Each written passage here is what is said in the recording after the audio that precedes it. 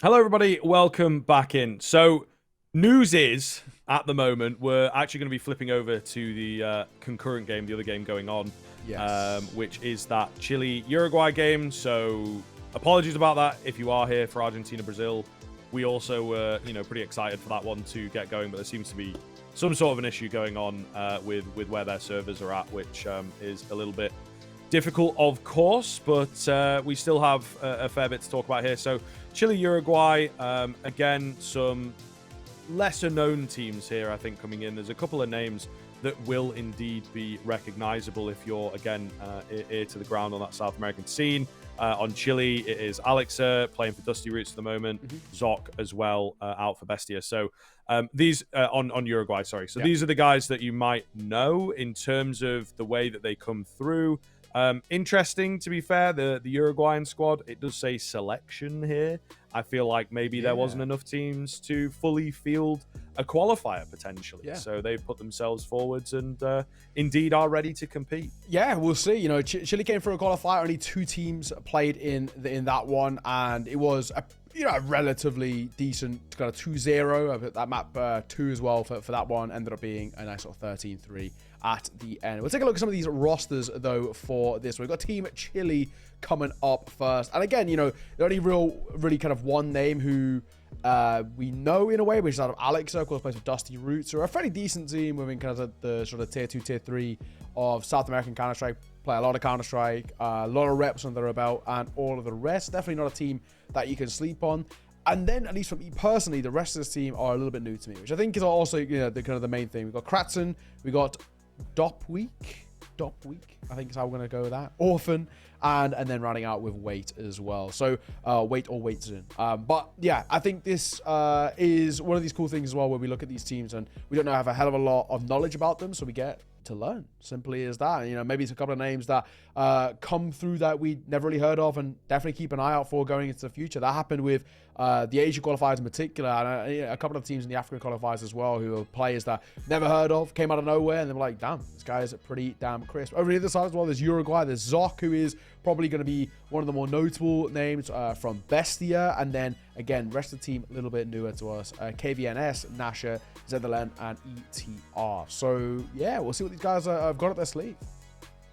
Yeah, definitely, man. It is, again, one of those where we come in a little drier and have to kind of wait and see how things are going, how things are going to pan out on the server ultimately, and how they're looking coming into the tournament, right? There's not an awful lot to lean on. I think certainly, as we say, Zoc here comes through.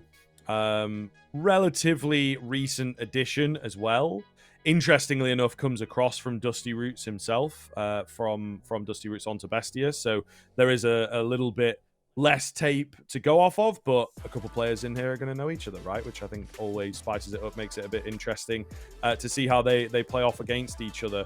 All the same, since joining in with Bestia, they have Zoc rather has managed to win out an initial Thunderpick qualifier, I believe. Yes. Looking pretty good there. So, it seems to have obviously made a difference for that squad.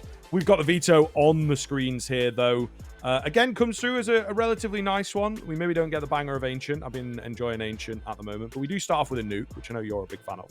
Yes, I'm pretty happy to see that as well. And also, Nuke is one of those maps, you can't pick into Nuke if you don't know what you're doing, right? So that always gives me a lot of positives, saying, if you're going to have picked into this, they've got to have a good idea about what they're doing. You don't just pick into a Nuke to pug it. You can't pug Nuke in that sense. If you play against a side who have good setups, good strats under their belt, a really nice kind of cohesion as a team, you're just not going to be able to compete. Even if your individuals are pretty good, it's going to be very difficult as a whole just to break down if you're on that T side trying to break down the CT side, and vice versa. So interested to see, what Uruguay brings to the table and why they picked into this as well. And then on the other side, we got Mirage as the map number 2, which again, one of those maps everybody knows, everybody loves. Because of that, it should bring a decent game coming forward where we say, okay, if Chile are picking into this as well, maybe a little bit more reliant on the individuals, maybe a little more puggier. However, that always gives a bit of an opportunity, to a sense, for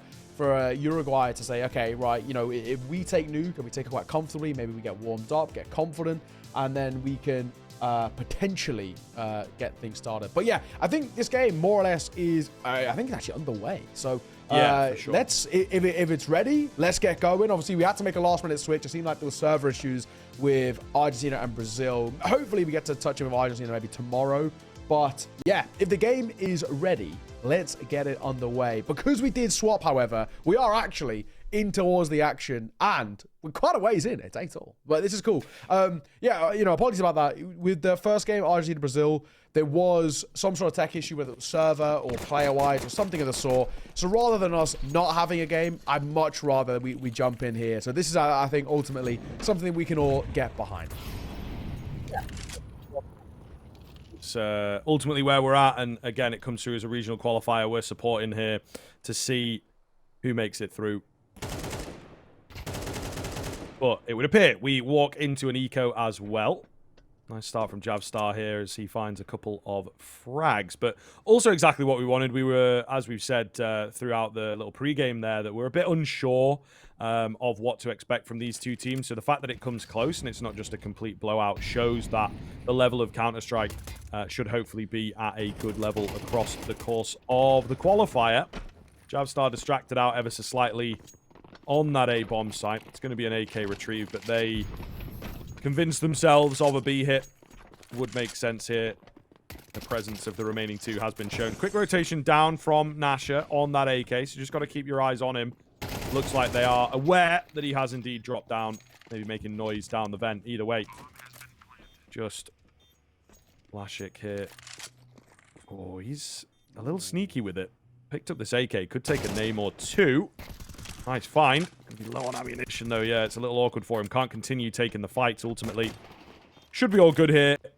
Bar anything absolutely insane, but you just have to play around that bomb, to be honest. If you're playing the super safe game, even got weights in nowhere near. He feels pretty confident that his boys have got it. And indeed, that will be the case. Yeah, you know, Waitson, he was... he already knew that I know the fellas have got this one under lock and key, so I'm gonna go save. He was a little bit tagged up as well, so I think that is for me the right call. 9-8 though, and interesting enough as well, this is Uruguay's pick, right? But it seems like Chile, for them, I've obviously put up what I would assume was a pretty solid first half to have even been into a point now of them being into a lead. That is pretty huge in itself. Individuals, one in particular, of course, of Kratson looking very, very good. 21 and 10, 18 and 11 for Orphan. Ain't too bad either.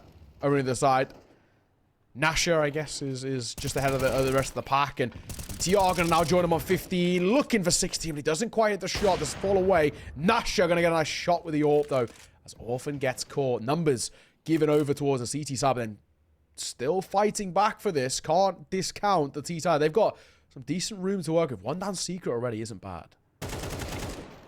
Oh, Javstar, big stab. Yeah, could get a little weird here. Could get a little weird with where he's at with that secret presence, like you say. So we'll see. After an explosive start, it has slowed down massively in this round. What is the next move is the big question. They're just trying to thread that gap here, try and work a bit of an angle. You can see Kratzen on your minimap is just clearing every single angle towards CT, making sure there's nobody sneaking around. He gets his reward for his patience. And again, that's such a perfect spot to get a kill in towards Hell, because it's like, does that mean he's going A? Does that mean he's going B? You don't know. That is the splitting point, or one of them on this map. And indeed, they try and take the faces, try and get the trades. And it does not work out. Great little mid-round moment there from Kratzen. And it has to be said on the other side, you know, we came in towards this saying, Uruguay, if they've picked in towards this map, there's got to be a reason behind it. They've got to have a decent understanding. And that could be, you know, if they are to take Nuke, they can go in towards Mirage with confidence and all the rest. On the other side, if Chile steal away Nuke, and their individuals are playing as well as some of them are, right? Then look where we're at. We could be talking about on the other side where, you know, Chile could bring the confidence of stealing away your opponent's map pick in towards a Mirage. And who knows, it could even throw this series into a bit of jeopardy. Money broken again, unfortunately, over towards the Uruguay side. So Chile should get an 11th here, but Nasha, that is quick. Yeah, pretty nasty.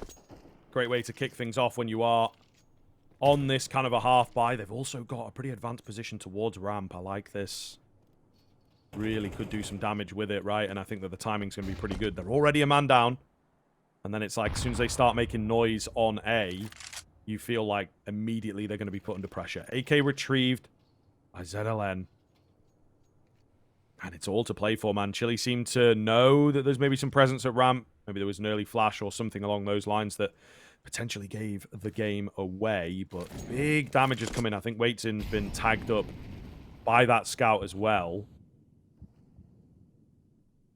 But an immediate slowdown from Chile.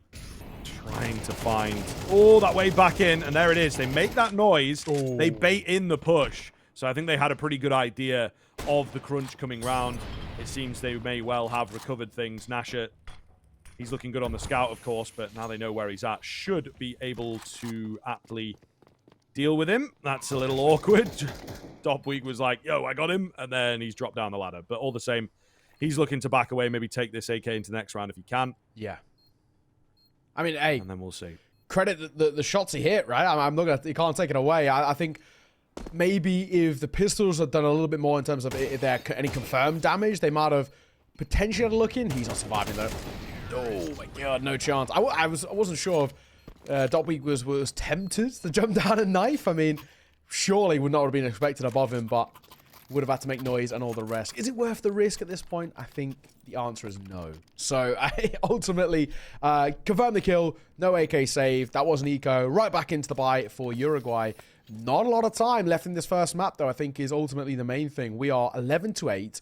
Chile are 2 rounds away. Uruguay, if they lose this full buy, they're probably going to have money broken in towards the next, or at least really a harsh buy in towards the next. And at that point, we are talking about Chile taking away this map, which so far seems to be a very, very solid T side. 1, made the way down vent. Often going to hold for a lobby push off the back of that. He might actually just get it. They are seeming to be tempted by the idea, but Uruguay going to hold strong and stay disciplined. It's a nice spot here, though. Down below could be massive. See what they do with it later on in the round. You see ETR is certainly ready, and it does appear, again, acutely aware on that Uruguay side of things. Just feels like some of the mid-rounds here from Chile has been so effective. ZLN, big kill, but no drop back, right? Tries to bite off a bit more, and unfortunately does not have the jaw strength for it. What's going on here? The Sheik trying to get in behind. Not really, again, dedicating to it. Uruguay get themselves in some good spots, but it feels like Chile in a lot of these rounds are like, okay, if we hang around long enough, we know a push is going to come our way. You know, the patience game is ultimately what's being played here. Not making noise. I mean, there's sound cues, information being gained. Hello. Oh, the scout. Not the scout, the ult, may I say, gets a tag. I mean, he obviously was aiming low, right? He's aiming down towards main, but that's so unfortunate to get a leg at that close range. All down to 2. 1 is tagged. A possibility, but now 1 spotted. KVN, you're going to get 1. Javstar gets caught. We'll get out of there too. Bomb going to go down. Oh, we're on. We are on here. 2vx in this one. 1 going up in towards heaven. I'm going to get caught. Up close, playing a contact angle, but also surely gets caught. Tag coming through the vent. He's got to be a dead man walking through heart, and he is. So Uruguay made to work for it. They're going to get another round. That's important for them. They're going to go pick up the aid and repeat as well. They've got plenty of time to do so. Yes, indeed. Big win, big round. I think they'll be very, very happy with that. Absolutely incredible stuff. But Uruguay have to keep it rolling, of course, is the big difficulty here. No room to, well, indeed, make an error. So we'll see whether it continues for them. I think it is a big question on that Uruguay side of things, whether they can hit this consistency or not. Chile, meanwhile, again, seems to have the right sort of idea. Little bit difficult. Couldn't quite get themselves into the big post plants, right? Yeah. I think it's kind of what let them down there in that 2v2. But again, lost the first fight. Do well to bring it back into a recoverable situation. So, although Uruguay win it, there is a lot to work off of on that Chile side of things in terms of the positives. creeping towards outside. The outside smoke's down, and they're just fading now, but 2 down Seeker is pretty important. Flash over towards ramp as well. At least bait out a bit of util of ETR, so they know he's somewhere in the region. And you leave Javstar up here towards Silo to hold for anybody who goes for a late push outside to get a bit of information, maybe try and get it behind, go for a flank. This is a really nice setup that they've got. They've got angles to work with in every area. Maybe more fights to come through. Waiting, going to get another one before he falls. 2 for 1 in that situation is massive. Normally, getting one and getting traded is the standard. However, crossing heaven is pretty uncomfortable. I mean, Javstar might have a smoke in all fairness to try and give him that opportunity to cross. But now, because they've seen him moving towards B, they know that's where they're finishing. And the bomb goes down, we'll confirm that. ZLN, though, he's got a good position, could maybe do something with this. Actually, not. Yeah, they immediately pull back. Mollied and smoked off. No opportunities for an early frag there on the retake. Never really gets going. It is unfortunate. Very, very unfortunate indeed for Uruguay. They have to take the save. They have to play for the overtime now. So, massive amounts of pressure. A good sign from Chile, though.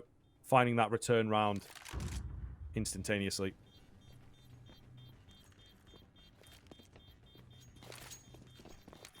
Keeping hold of... well, I mean, they've actually got enough to work with in towards the next, in all fairness. I mean, ZLM 4.6, he can drop, and Nasha can drop as well. So they do just squeeze out a buy coming in towards this next round. But 12-9, Chile, you know, we haven't caught too much of it, but what we do see that ultimately, if the macro sense of things, Chile are about to take away Uruguay's map pick of Nuke, which in itself is no easy feat. And since we've tuned in as well, you know, we've seen about 5 rounds, 4 of which have gone the way of Chile. So showcasing just how good this side seem to be. At least in a mechanic side of thing, they've got a lot they can kind of fall back, and a few players who are all having their moments. Waiter's looking good now in these last couple of rounds. Orphan and Kratzen too.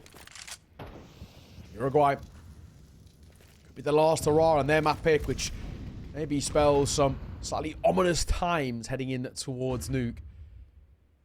So far, not so good. A slow one again for Chile. Lobby control taken, and they just wait for overextensions because Uruguay have been giving them over. You know, they've been fighting, they've been looking for information. It's been costing them lives. Yeah, it's true. It is true. A bit too giddy, you know what I mean? We see it every now and then where you have a team where it's just like they sort of forget that there are 2 minutes in a round. You don't have to do everything all at once, and maybe a bit desperate to make something happen. Feel like they need an upper hand in the round to feel comfortable. Can't necessarily play from that even 5v5, 4v4. So we'll see. Pressure has definitely mounted here on Nuke. Chile very ready. Comes in as the Uruguay pick as well, right? So I think that is maybe a little bit of a worrying sign.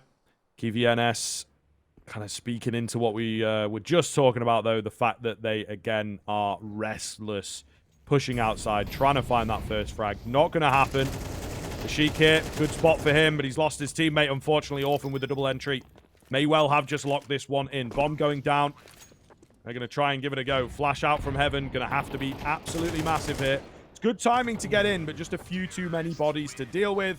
And there goes the map. Picked up by Chile. As said, a pick for Uruguay as well. We come into it a bit late. But as soon as we did, it seemed like Chile, you know, it went from being even into all about them. Really, really solid opener. Yeah, really good to see as well. I mean, Chile, at least from what we caught of them, they looked very comfortable. They were playing clean and solid Counter-Strike. I mean, that's exactly what you'd want to see about this side. They come in, set the owners, set the president nice and early doors. And I think doing that on the T side too is really good. I mean, the last spell of kind of 6-7 rounds that we caught, only one of which went the way of Uruguay. That in itself is an absolutely massive thing for me. It really showcases that there was no weaknesses for Chile as a whole. Yeah, tough times, I think now, because we're heading towards Mirage, and I don't know, I'm looking at this and saying, for me, if you got pulled apart on a map in which you've picked into, and you must have had a reason for picking into, that's a little bit worrying in itself. And then we've got the other side of things of looking at this in a little bit more of a neutral sense of saying the individuals just look better towards Chile, right? I mean, we had 3 guys who were fragging some pretty high numbers. Mirage, arguably the pug is sort of paradise. That's where I look in towards this and say, you know, Chile, they've gone into towards Mirage, they've picked it as their map pick, and now they've already got one other under their belt. They've got to be feeling so damn confident. Yeah, definitely, man. Definitely. I think that is a very, very fair point. They also, for me, just seem to have a solid read there towards the end. Obviously, we didn't catch the entire story, but ready and waiting, much more disciplined, had themselves locked in to be like, okay, just hang out, just wait around and we should be able to find an early frag. And that is really simple, but they made it work. So very, very clean game from what we saw from Chile for sure. And I think that Uruguay will be kind of kicking themselves a little bit. And maybe, again, we saw it in that very final round when we'd already tapped in. We're like, okay, they like getting aggressive. Maybe need to rein that in a little bit. And unfortunately, they didn't. Lost the first frag again. So it's maybe something that needs picking up on moving into this here Mirage. Always comes under, though, in a game like this. You've got to be careful with Mirage. You have to be aware of the fact that it's a very comfortable map for a lot of teams. They'll get the start on that CT side, and they'll be able to reset the slate. And what better map to do it on than Mirage, right? So could still be a good story here for Uruguay if they are able to get the reset, the fresh slate, as it were. But listen, folks, I know we've only just got in with the Counter-Strike. Now we got to take a break for the players, of course, mainly. We're still chomping at the bit to get going, don't you worry. We'll get a fresh start here with Mirage coming up after the break. See you soon. Here we go for map number 2 then, folks. We are ready and raring to get into it. Fresh Counter-Strike here, of course. Again, maybe you are joining us a little bit later into proceedings and whatnot. We've had a bit of an issue with the game that we were going to be covering. I'm not even sure if they've got going yet, to be fair. Either way, Chile, Uruguay here, map number 2. They are well underway with Chile stealing away the map pick of Nuke. That was indeed Uruguay's choice. So now we got the Mirage coming up, Neo. Again, feeling pretty confident here for Chile. From what we saw, it was a handful of rounds, but they looked like they had a bit of the upper hand, a bit more team play and discipline to them than the Uruguay squad. I can confirm Argentina and Brazil have played. And by played, I mean Brazil haven't played. They forfeited. So Argentina have been given that win off the rip. So, hey, I mean, I'm glad we got some Counter-Strike, right? I mean, I'm glad, got to see a little bit of the portion of Nuke at the end. And honestly, we'll probably check in with Argentina tomorrow. I feel like, they've got to win under their belt. I think let me just double check as well. Tomorrow, they'll be playing against Chile, which, granted, by how good Chile have actually looked at the tail end of that map, that actually could be quite a spicy game. So I think all in all, probably worthwhile checking with Argentina at least once over the next, couple of days. They seem like a good side on paper. They are the favorites in this tournament in terms of name value at the very least. But on the current game where we're at, Chile looked very good. We caught, I think, 7 rounds at the tail end. Chile won 6 of them. Looked very, very solid. Uruguay, their map picked in towards Nuke on the CT side of Nuke as well, which is, for those who are maybe a little bit new around there, the most CT side of map in the pool statistically right now. And they got dumpstered, right? They just could not seem to find a way to find wins. They got one round that we saw, and it immediately got put back in their face, broke their economy, and then it was a rinse and repeat cycle towards the end. And I think now for Chile, they head in towards map number 2, in towards that Mirage of, first of all, a hell of a lot of confidence, right? A lot of breathing room as well. You're taking your opponent's map pick. You're playing good Counter-Strike. You're really, from what we've seen, not making a lot of mistakes. But I think one of the most important things is you just have a multitude of individuals who are coming online, who look crisp in terms of the mechanics. Having things like that is really going to help on a map like Mirage, which is, fundamentally 10 times simpler than how Nuke is played out. Nuke as this, 2-leveled map and all the rest. It's difficult if you're a side who are not, used to playing it, and you don't have the util sets, and you don't have the synergy and all the rest to play off each other. So I think, generally speaking, I'm feeling pretty positive from what I've seen from Chile. And in all fairness, they start on their T side, and that's where they sort of look their best at the end. Their T side was, the only side we saw, but it looked very, very good. Yeah, kind of hoping for some clean Counter-Strike out from them. This looks like a pretty conventional, worked out execute as well. Same guy on the double smokes. It already all 5 here is looking good. Some sort of teams in these kind of qualifiers can be a little missing and have not put time into stuff like that ultimately. But it seems like Chile have got it worked out, at least for the pistol, and thus far paying off. Great flashing towards CT, blinds up both players. Waits in, keeps them coming. There will be a trade back, but might be the only one. Nasher does find a frag, but all in vain, ultimately. Chile with an incredibly clean pistol there. And Uruguay, unfortunately, playing the perfect setup to get beaten by that. Yeah, do you know as well, the crazy thing is I actually think, well, not even actually, I know Uruguay have called and played that perfectly. They haven't done anything wrong. All 5 were towards A. It wasn't even exactly like they gamble stacked B or anything in the rest. They'd gone looking towards B, said, lads, there's nobody here. Like, they have to be going A. The smoke comes down, and by the time the smoke comes down, all 5 of Uruguay are there. 4 towards CT, 1 playing behind the smokes over towards jungle that just gets deleted. I mean, I don't think they've even played that wrong. They just got overwhelmed in terms of the firepower. Weighton does so well to get his double. Kratzen gets a double of his own, and I just think Uruguay, similar to what we saw in Nuke, just couldn't compete in terms of their individuals. Similar util setup. We've got the jungle smoke, we've got the stair smoke, we've got a molly behind it, and Orphan gets one through the smoke. You'll get another off the back of it. Oh my. That is quick. We're 2-0 up, and in a matter of mere moments. Yeah, that's a little explosive, to say the least. I think kind of fair enough from Uruguay, though, wanting to get through that round and just work their way into this first rifle, which absolutely does make sense, what they're all about here. But a long old show. If the rounds are going to go like that, I'm sure we'll see what Uruguay have got in store for us. Again, this Mirage can be one of the leveling maps. Chile at the moment keeping it simple, just rolling through their set rounds by the looks of things. This is going to be the B rush that indeed has been worked on. Nasher does catch the back of a player, however, he's lost his teammates. That was an opportunity. They're all a bit quick. That one's quite nice. Will it be enough, though? He's got info on the Mac 10 here as well. There's a molly. I think it's a team molly, and eventually does go down to it. It was forwards, but certainly not backwards. Nade to land and not only find a kill, but soften up ETR here. So it looks like, despite the little bit of a team kill, might be saved. ETR, clean spray down, has brought it into the 1 versus 1. Orphan does have time on his hands. No kit available, hidden away, of course, in the apartment here. ETR, of course, is going to have a good idea around that. Orphan could have fully committed and caught him there, I believe, but now feels confident that he's got the info anyway. ETR will take... How? Out of there. Yeah, I don't know how he doesn't go down, man. 8 HP. Orphan survives to the bomb. All good. A little bit of damage to it, of course. But, yeah, a weird turn of affairs. But if that's the way it's going to look, I think Chile, again, will have the upper hand here. Super aggressive, super fast. But they make it look pretty clean in the end. Yeah. I think he's lucky is the main way to go about it. That he gets away with the AWP. Definitely should have been caught there. But in the end, does it matter? No. I think is probably the main thing that we're looking at. 3-0 start. Uruguay, they have an AWP to work with and a little bit of a buy around it. I mean, ETR's forced in with an M4. Rest of the team are taking a smaller investment. We've got 5.7s and the M4, which is up close. Trades are still good, ultimately, and that's all that matters. V3. Now it's only 1 AWP and a couple of pistols left, so you should assume that Chile, unless something goes completely awry, should take the 4th here. And there might be a temptation to save that AWP too.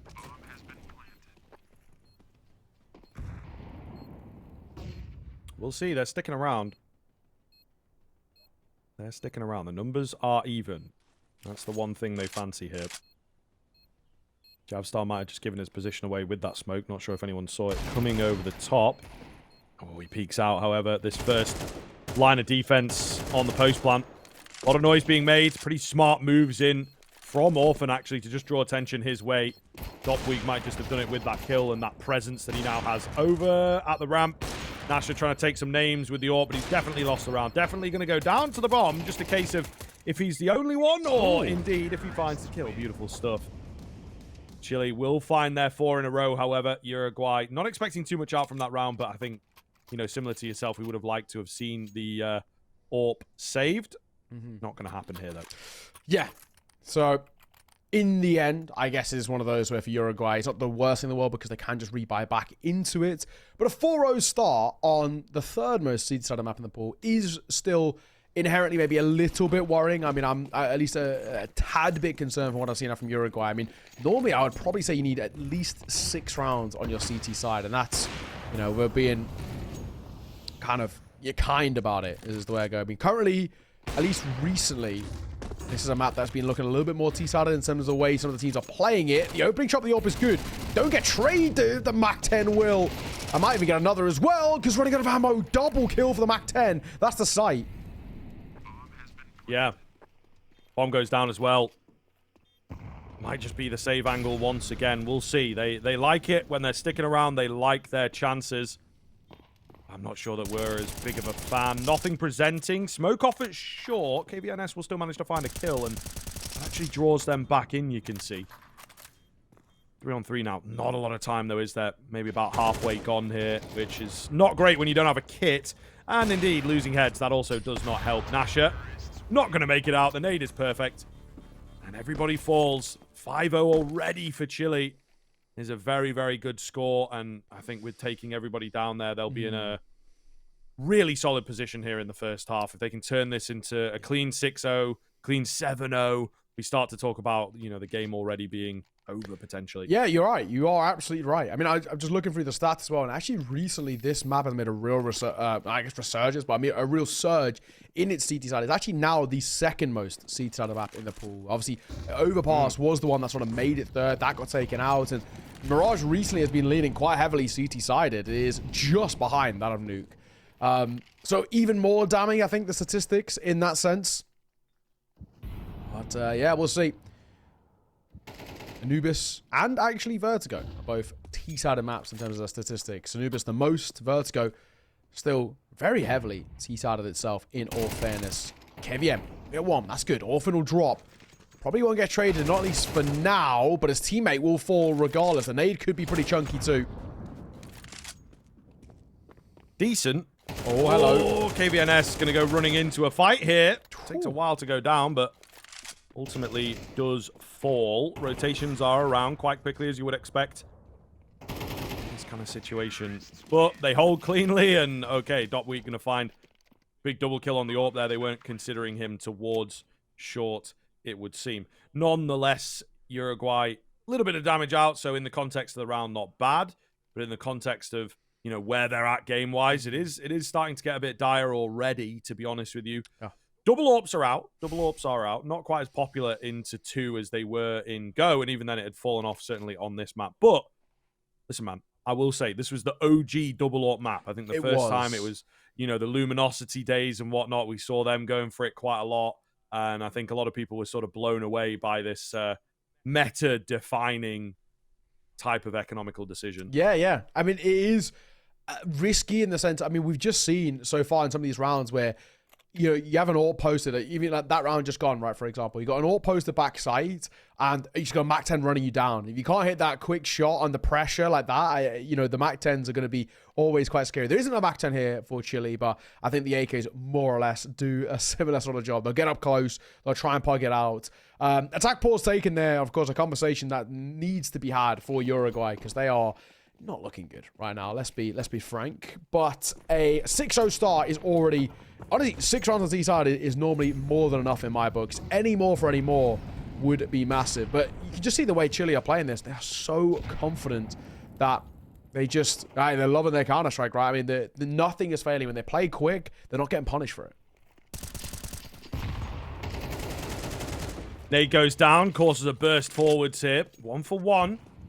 It's a decent position for Uruguay to be in. Some good information gained by them as well, that there's going to be that heavy presence in at middle. However, they've bailed on it quite quickly. Up through short, though. Nasha gets through that smoke, finds himself a kill, dips away. Probably the best position we've seen Uruguay in all game along. A clean leading position. Noise being made, however, draws the attention of the short player. Keep your eye on this. Javstar's going to go round, and he gets one with the back turn. However, Nasha keeps coming in with that AWP, but Javstar from short overlooked. And indeed capitalizes. Nasha trying to be the hero, leaves it all on Lashik here. Moving in all by himself. Nice little short jump under the pressure. He spotted the shadow as well, but I think position might be known at this point. We'll see. It definitely is now as Javstar goes round there.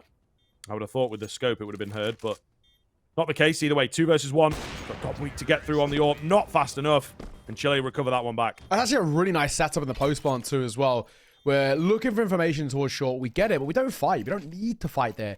Dip back over towards get right, because the AWP's got the cross, and if the AWP misses the shot, his attention's going to be drawn back pillar anyway. So then the AK is going to get the kill. It's a really nice setup. I don't think it would have been broken down. Not retaken with an AWP. I think it's safe to say. So 7-0 isn't bad at all. I am getting pretty concerned about Uruguay. So far, they're getting just outclassed in the individuals. And that round in particular, you spoke about it, right? That Chile brought it back when it felt like at one point it was looking a little lost. I mean, it was a tough spot that they were in. Yeah, ultimately, Uruguay, if things don't change sooner rather than later, they're going to be in a lot of trouble. First fight doesn't go well. Orphan will get it with ease. Scout of Nasha, though. This is the guy who's looked the most impressive for me on the side of Uruguay. We'll see what he can find. First head rolls. Second one is close. Ooh, ZLN comes in with the deagle as well, so could certainly be on here. Tag and no frag ultimately for Nasha. So we'll see. ZLN, his position going to be known. He's also left pretty low. Not the easiest of opportunities. Flank coming round. Watched for and indeed dealt with. So what can we get done here? Not expecting too much. It does, you know, put Chile on watch. They're playing a little safer than I think we have seen them in some of their other post-plant situations. A bit more respect being shown. The flash comes in to try and make a move. ZLN was ready for that, and the flash completely ineffective. Nade's pretty good, and Kratzen's AK knows what it's doing. Chile, again, looking comfortable here. As you can tell. Cheeky at the end. Yeah, they're just going through the motions, really, it feels like. And a bit of luck on their side in some of these situations, but a very clean 8-0 here now. Yes, exactly. There just isn't any complaints right now. I'm loving what I'm seeing. This is a side who are looking and playing great Counter-Strike. There's no issues that we've had with kind of the style of play out of them. It's confident. They back themselves. The post plants are very solid and are reliable. I mean, for Uruguay, they just cannot seem to find a gap at all. Yeah, tough old spot that they're in right now. It goes without saying. 8-0. I mean, 8 rounds already. Even if it was an 8-4, I would still say that's probably enough. But the fact that there's the real potential of even more is damning. ZLN for one. Quick trade. Back and forth, though. Is ETR going to find one of his own? And so is the AWP back side. Oh, KVNS still looking in, but he gets flanked out. However, 1v3 as he's immediately traded down with. We'll see here. We know where he's at. And the AWP trained in and ready. Uruguay going to get there first on the board. A little more prepared for the fast B play this time around now. Yeah. Again, super explosive stuff from Chile as they continue looking confident, but not going to work out. It's true. It's true. I mean, they haven't had any issues up until this point with these quick rounds. They're popping into the site and just backing themselves in the fight. So they're just going to keep doing it until it ultimately fails. Now it has, and we have seen that first round put up for Uruguay. Maybe Chile slow it down a tad and say, right, okay, they finally realize that they've got to play guns up against us, that they're not going to be caught off guard maybe as much. So maybe we do try and bait out the fight a little bit more. I say that, but Kratten is already up cat. It does get caught. And then Waiting going to get one of his own as well. Up, in towards under, gets one. Orphan, drop. That's the numbers taken for Uruguay. Oh, the numbers indeed looking good. However, the moves here from Chile, there's effort behind them. Not quite able to find the success that they are looking for. Uruguay have come into their own towards tail end of the half here. Spotted out, and Javstar will get taken down. He knew there was an opportunity on the other side of that smoke, just couldn't find the space. So 8-2 here. Still need a bit more out, ultimately. If they can turn it into 4, that would be fantastic. It does feel that the double up setup there the past couple of rounds has worked for them. And the big thing, of course, it's expensive, and they're unable to keep it going into this round. So maybe Chile will roll back in. Potentially not in this round, though, because they're going for the half buy. A little difficult for them. You know, they were used to this really one-sided affair. It has turned around. What do we do? Yeah. This is, you know, at least for Chile, finally a bit of pressure on their shoulders. But even, you know, like I said, even if it does get towards 4, I still don't know if that's enough. ZLN going aggro, and he's gone deep into his apartment spot. Nobody here. ETR gonna get only 2. Does get dinked by that Tech 9, which throws off his aim, and the bomb will go down. So already a small win there. Yeah, they'll take that. They will take that. Nice little blow of the smoke there. KVNS making his own play. Kind of like that smoke, a little funky. Jab star spotted out and can't land the headshot. So will be an uneventful finish into it. But like you say, the bomb plant, they'll be happy with that. Gives them a nice groundwork to play from in this next and, of course, final round of the first half. Yeah. All right. Uruguay have recovered slightly. They've made a little bit of noise, I guess, in this game, right? Which is kind of ultimately the main thing we wanted to see. A bit of a conversation here where they're not completely out of the realms of being in for a chance in Mirage's. I'm trying to be, nice about it. There's still a massive recovery that they're gonna have to pull off, but I mean, tentatively optimistic, I think, is one way of putting it. With Uruguay, if you get a solid finish towards this half, you get up towards 4, you take a pistol, you probably get the force as well. Maybe a gun round off the back. We're talking about maybe even being, a 1 or 2 round game at that point. 8-6, 8-7, potentially, depending on if Chile force buy and all the rest. And that alone could be a deciding factor, a difference maker. So for Chile, I think, for them, aptly taking a timeout and having a moment of a bit of a breather themselves, just because they need to. They are playing super loose in terms of their play style, which sometimes was working, of course, at the start of the game. Now they're being figured out by Uruguay, and they do need to just slow it down and see if they can actually play a bit more of a strategic side of thing. Yeah, the difference between a 9-3 and an 8-4 is absolutely massive. So I think a very important round for them. But again, Uruguay maybe going back to the comfortable position and indeed the complacency of just getting aggressive when they feel like they have an upper hand, holding outside of ramp, 2 players ready to go. Even if you do get 1, the instant trade is pretty big for Chile. So now the fact that they've come through with this slim advantage and slipped through ever so slightly. Not going to stick with the bench angle, but a comfortable 5v4 going into the last minute mark. Lashik with a good angle, however. He also catches a wandering waits in. So now it swings back. Dopweek's come in, got that connector control. That's the only thing with going in towards Palace. They have sacrificed a lot of the A bomb site control, and you see what happens. Info spotted towards short as well as Dopweek gets himself spammed down. Oh, that's where Orphan comes in, looking clean. All down to Nasha here. There's some low HP bars, but too many to deal with. Downey will go 9-3. Feels like a very workable and winnable scoreline. Yeah, absolutely. I mean, it just puts them at such a wealth of a lead in this one. We're talking about if Chile take a pistol here, this game is probably done 10, maybe 11 rounds to 3. And at that point, that recovery feels completely out of the realms of possibility. So like I was touching on just before that timeout, this pistol round is a necessity out for Uruguay. They don't find it. I don't think they're going to have a chance. I mean, regardless of how the gun rounds go, all it would take is just a couple of hiccups, and Chile will end up seeing this game off. So for Uruguay, they absolutely have to kickstart this T-side well. We're talking the pistol round, or at the bare minimum, a bomb plant, and then winning out the force buy to follow. And that is absolute. I mean, that's kind of like worst case scenario. If they lose, I don't think they've got a chance here. But we'll see. Open up. Waits in towards under. He hears all of this information. He's beckoning over the rotations. And they are coming, but they might be a little late. They might indeed. We'll see. It's a nice little crossfire that they've got going. And with that kill, it does immediately slow Uruguay down. They've got a clear dark. That's never easy. They found a couple of kills back, though. That's the big one. Kratzen at triple falls and allows them the bomb plant. Or so you would think. They get off it. Orphan dropping that bomb, but Nasha goes completely unseen. Uruguay will manage to make it work with an A execute of their own. Like we said, right? Needed, right? And now we've got it. Now we can start to build upon that Uruguay T side. And maybe if things go a little south in the CT and you're struggling in terms of your game plan and how to make things work in your favor, at the very least, if in doubt, play a quick T side round, try and get up in their face a little bit, and that could bail you out of a dicey situation. And, well, that was the case.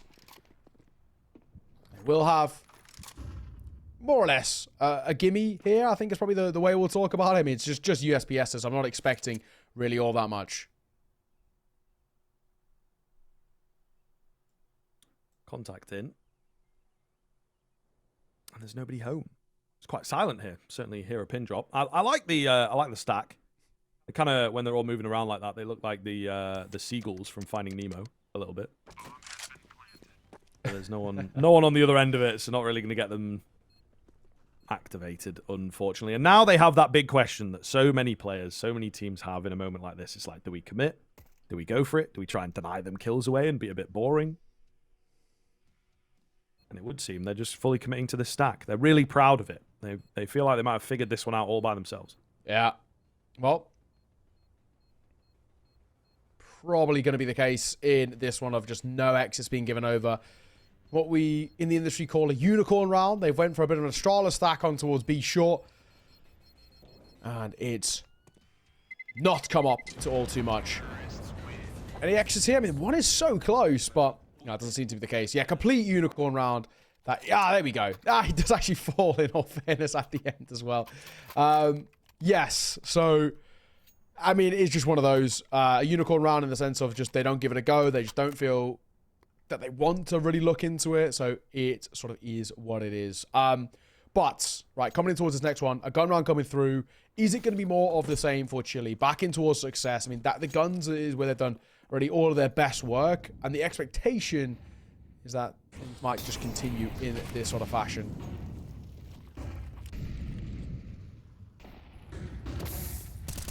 Waits in, gets a flash in. Beautiful find to kick off the round. They had a clear game plan here, which was to absolutely pummel middle. Does leave A a bit vulnerable, but they're aware of that fact. Get the rotations in as quickly as possible. Waits in, kind of being the everyman at the moment. Kratzen to slow them down as well. He gets traded pretty quickly, but it's still that advantage thanks to the initial kill. Just going to be down to Fashik and ETR. They've brought it to a doable situation, and awkward spot here in at Con, but around the edge of the smoke. Fashik, hell of a frag from him. Might know about Orphan here too, because he picked up a kill earlier on in the round from this very position. They're waiting for a double peek, taking their time as yet. Able to cross in. Got to recover the bomb, of course. Molly comes in, and it will indeed force him forwards. Really well played in the 2v3, in fact, for Uruguay. They pick up the first rifle. Yeah, around sort of out of nowhere in the center. It felt like it was lost, and I think just thrown away a little bit. And that's the thing that where we are starting to see Uruguay come in towards this game, and how things have fallen off a bit, right? I mean, for Chile, they are looking vulnerable. They are looking beatable. And this is now becoming slightly problematic. Uruguay should get a 7th here. That's a 2-round game. That is reaching distance. And Chile are letting things slip. And a 9-3 half going the wrong way is a bad thing to see. That just shows about the lack of discipline and maybe where things can be a little bit more vulnerable in a macro sense of things. So, I mean, we'll see what's going on. But so far, I'm pretty high on the hype train for Uruguay. They're looking good. Ooh, Kratzen. There he is. Double kill comes round on the Deagle, but a double from ZLN to keep them in the runnings here. Scout brings it back down. A super close round here on the half-by. Tag from Dopweek. Looking good. The Flames do tick him down, give his position fully away, and ETR knows that he can take the chance. AK recovered here. Plant is going to go down. It was nearly the creep round, but ETR had a bit of info. Maybe a step came in. He just about wins that fight. Super, super close for Uruguay, but they will take it. All right. So while it was close, still, all that matters is we're a 2-round game. We are game on. A buy back in. If Chile lose this one, we are talking about Uruguay probably tying this game up. I mean, this is a crazy, crazy spot that we're in. Chile are fumbling a little bit. They're crumbling under the pressure or some sort, but so far not so good. And I think that's really losing them. A lot of these, it's just the close instances. You know, we saw it towards Nuke, at least at that tail end, when it would come down to 1v1s or 2v2s. They would always go the way of Chile. Now they're not. Now they go the other way, but KVNS can't get out of the molly. I think he was flashed as well, so he didn't really understand what was going on. Yeah, a little problematic. Big kill in towards ramp, though, from ETR as the smoke goes down. That classic Mexican standoff over there will indeed go the way of Uruguay. But it is a question of where they end up. B-bomb site looks pretty good here for Chile. Don't think it's going to see any action, however. The bomb is all the way back up at top middle, just outside the apartments there, if I am reading the minimap correctly. So we'll see how this pans out, but I like it from Chile. They understand there's nobody around. So let's try and get aggressive. Let's try and get in their face. Oh, nice double. Oh, Chile, they're in trouble. It's not impossible, though. Look how low Shik is. And, of course, even ETR with 75. He's one-tappable to the M4A1S, but they're going over towards B.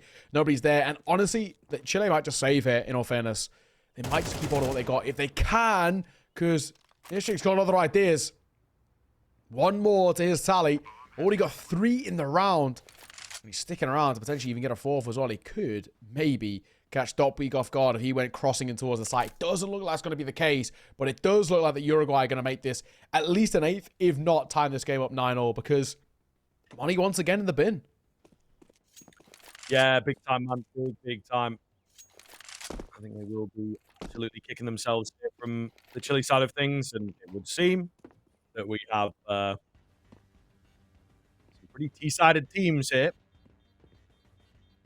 which kind of goes contrary to what we believe about the map, I suppose, the way that it's been looking recently on a global level. So we'll see, but Yeah. A lot of money, a lot of momentum for them, but just hardly any room to go wrong. Well, let's see. Let's see. We are 1 round in it. We never really thought, not on a 9-3, that we just get a flawless 5 in a row out from Uruguay.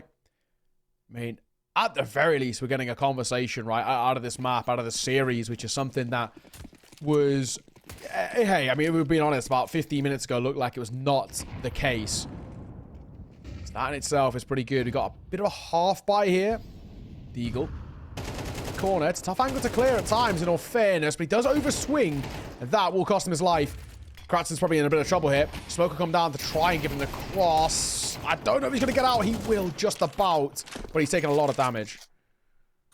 Yeah, that makes them a bit tentative, doesn't it? They've not really gained much ground on this A bit, but as the peaks start coming in, you know, as they would in a half-by round like this, Chile want to take the fight to Uruguay, and they're losing them all. Javstar, the last one to fall. Not a single kill comes round. Uruguay looking good here, man. Really, really close stuff as they even it up. 6 in a row from them. Pretty incredible scenes. Yeah. And again, Chile's map pick here. 9-3, feeling like they would just easily be able to waltz this one over the line, but it has absolutely not been the case. And even the way the rounds have gone down, we've had like a 2v2, I think. That was a bit close. Beyond that, just nothing. Yeah, there hasn't really been, I think, fundamentally conversation points for Chile. I mean, falling apart on the CT side is crazy in this sense. And I think it is showing that with these teams being a little bit more mixier in a sense, that their T sides are pretty clean because they can rely off the back of quite simple plays ultimately, which is, you know, hoping the individuals find good kills and, you know, simple pot flashes, simple bits of util, where the CT side, you have to have a bit of structure there. And because it's pretty evident that both of these sides don't, from what we've seen so far on their CT sides, they're in trouble. I think at the moment, I'd be very surprised if we're not going towards map number 3 at this rate.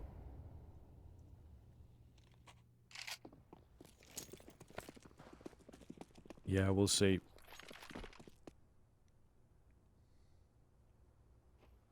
Kind of a dangerous one. Javstar up out with the AWP. Curious to see what he's able to do with this. Uruguay boosting in towards window, though, and perfect timing on it for the first frag.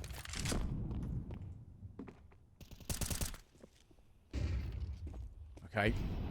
Whiten. Get a chance at one. He will, in fact, get it, but he gets instantaneously traded. Shik's going to hold for that push as well. Rotating in. Oh, my God. Little weird in this round as well now because the 2 left. I don't actually know if you want to give this a go. The AWP should get caught. Oh, yeah, his knife out for a moment. His Shik will peek him. We'll get his kill. But by the way that Javstar's posting up, I think they're calling for a save. I think just like that, they're going to be giving this one up. Another round going the way of Uruguay. And another instance where we are seeing ourselves in towards a 10th for this T side who just cannot seem to be stopped right now. Things have drastically fallen apart. This is a rough showing. There's no two ways about it. Chile look all over the place, getting pulled apart. Individuals aren't stepping up. I mean, some of the big name players who were present in that previous map are yeah, I mean, just not looking like themselves at all. No, it is very, very surprising here. Uruguay giving us a game, absolutely. Of course, Inferno out as that decider, which we felt particularly coming into this one, that it wasn't going to be required. But time and time again here, it feels like Uruguay have kind of got them figured out, just similar to the way Chile were playing their T-side around the individuals, charging in, flying in. There seems to be a very solid game around where these guys are at the moment. But a buyback in, Chile could certainly make this work. Whoa, that was nearly great timing from Waitson. Just didn't quite have his crosshairs in. Trying to distract away as well. KVNS caught nade in hand. Nobody available to trade that frag. So here we go. Maybe Chile back on with one. The B bomb site, though. There's only one player here.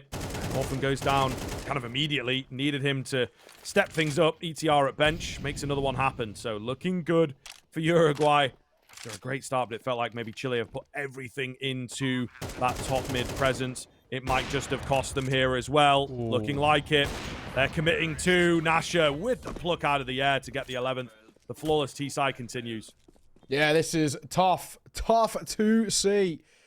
Uruguay, they just cannot seem to lose. They can't seem to, or at least Chile can't seem to find a gap in how to break down the T-side. I mean, like I said, 9-3 up and losing out the map is damning. That is, you know, there's no excuses for it, really. I think it's as simple as that. Chile have just been completely mismatched in towards this map number 2. And it makes you wonder, you know, we didn't really catch the entire thing. We only joined in at 8 all, but it makes you wonder what happened at the start of that nuke match to, if Uruguay are playing this one, their T side, what happened on their T side? You know, why wasn't it as dominant as it was? Why haven't we seen them take up? I think the fundamental thing that we've seen so far across the, I guess, more or less 2.5 halves of Counter-Strike that we've seen is that both sides of CT side is a real distinct weakness right now. It's definitely something where they are playing as if this is a kind of a bit more of like a solo queue kind of thing, where if an individual doesn't get 2 kills on the CT side, this round's not on, right? They're not playing for each other. They don't have those setups. And I think it is becoming quite kind of a known quantity in the server where both sides realize, at least the T side are going to be dictating the pace of this game. They are the ones in control of the tempo and all the rest. So yeah, tough spot they're in. Real tough spot. Definitely an interesting one here. Will they get this resurgence? Top Week trying to say yes, but Kratzen gets caught. Back to an even situation. A bomb site, the vulnerable one now, and Waitson gives his life away. That's a fairly big deal. They've not even really committed in towards A, and you can see what it does. Chile, having lost so many rounds in a row, of course, are just going to go flying in, rotate across, and try and get ahead of things here. It might actually work. I thought they were going to back off and go B, but they were backing off to get the bomb. In a way, that's also worked because Chile are doubting themselves. A lot of unsure moves here from the CT side, which is really, really costing them. But we'll see. Orphan in a good spot. Needs to stay alive and maybe take some with him. Not going to happen. He goes down out in the open. Not a chance. You got to save here, yeah. No, you're right. They just don't have a look in towards this round. I don't think they can afford to even converse about it, in all honesty. Bomb goes down. That'll be it. Or MP9 being saved as the one thing to keep you afloat. That is not a good spot that you're in. Well. Crazy situation that we're in, though. I mean, this is absolutely wild that this went from a 9-3 halfway performance and we're at 12-9. It's just been a flawless T side. Not often you see that flawless T side on a map like Mirage, the second most seed starter map in the pool in terms of the statistics and all the rest. This is wild in itself. Credit to Uruguay. Never give up for a second. And I said, if they take a pistol, who knows? Maybe something's on the card here. Was I foreshadowing? Realistically, no, but I definitely didn't expect this. not at the very least. And at least we're getting a bit of Counter-Strike as well to kind of start off our day. There was a world in which, you know, Chile 9-3 could have just waltzed off the tail end of that map, and we had a pretty extensive break before going in towards our next series. Now you're getting all the Counter-Strike, and we will be going towards this map number 3. And the way things are playing out too, that knife round's uber important, because more often than not, you know, 99 times out of 100, the knife round is to decide basically who's going to start CT side. I think in this series, it's who's just going to start T side. It's possible. It is very possible. Yeah, I'm curious to see how things go down. We still may have some time on this map, though, and it does happen. You get to that final round, and suddenly you wake up. You're like, where have I been for 10 rounds? And Chile might just be able to hit the double digits. Buy is not the best, but not the worst. Glass Cannon AWP out for Dop Week continues to be potentially the only consistent factor on this CT side, to be honest with you. Few kills here or there for him. And the rest of the squad really struggling to keep it going. Maybe waits in once in a while, but we have players like Javstar and Kratzen who are really not pulling their weight on this CT side, it feels. And it's the old adage of your chain only as strong as its weakest link. And they definitely have been abusing certain areas of the map. Yeah. Okay. 50 seconds on the clock. We're making a little move here. It seems, at least with a bomb, it looks like it wants to go towards B, but then there's a kill in towards Connector, and that might bait in a bit of a rotation. It is. It's dragging Orphan away. He will catch KVN going towards jungle, and that's going to sell the route that they're going towards A. They've been dragged away from the B site, and now only one here, and P9 will get the first. That's the bomb as well. Reloads. Knows there's one more. He heard the step at the very least. Spots him in towards bench and in towards Balk as well. Javstar's buying time for rotations. He might have just done it enough. It feels that way. 15 seconds. Got to recover the bomb. Get it down. 3 to get through. Just doesn't know where to look. Doesn't feel confident for it. They know where he's at. And in a way, a bit of an exit coming in, it looks like. He will go down. There's the double digits. I hate to say I told you so, but I did indeed tell you so, folks. That is how it can go down from time to time. We'll see. Uruguay going to have plenty of money for the rest of regulation here to keep this T-side going. It's just a case of whether they can grab the win. Up to 10 at the very least. Being that the first CT side round, though, that is wild that it took this long to get there. Can they get 2 in a row? Can they push it to overtime? Can they keep themselves afloat? Are all questions that we're asking. And ones that I'm very hesitant about because, I don't know, Chile have all over the place in the CT side. Is that just a hiccup, you know, a bit of a bump in the road before Uruguay inevitably go towards Inferno? Who knows? Once again, they're going to be given mid control.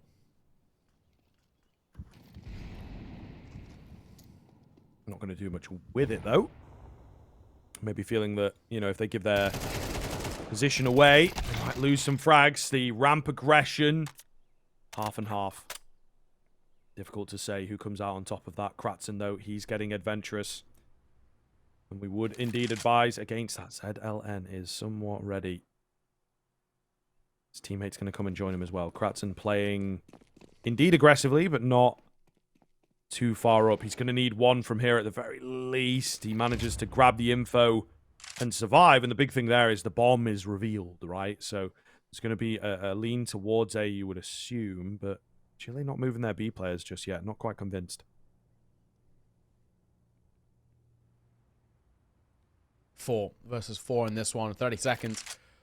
Not a lot of time, but they are going for what is ultimately an A play with 3 on the push. 1 with the bomb on the back and a ruse that's over towards B. Molotov towards Van.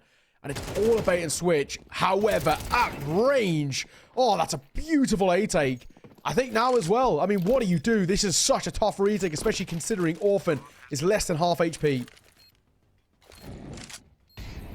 Yeah, surely has to be the round here for Uruguay. We'll see. Good position for Nasher. Oh. Flash comes in, but he's ahead of it. And he finds the kill. All onto Orphan. He's got that kit. He's got the info on the one towards CT, but beating this AWP is a challenge unto itself. Beautifully positioned on the crosshair there, and Uruguay will indeed take it over the line. The third map going to be required, only dropping 1 round on their T side. Colora's surprised, but it would seem these two teams have got some serious work to do with their CT ends. Absolutely fantastic Counter-Strike from Uruguay, though, it has to be said.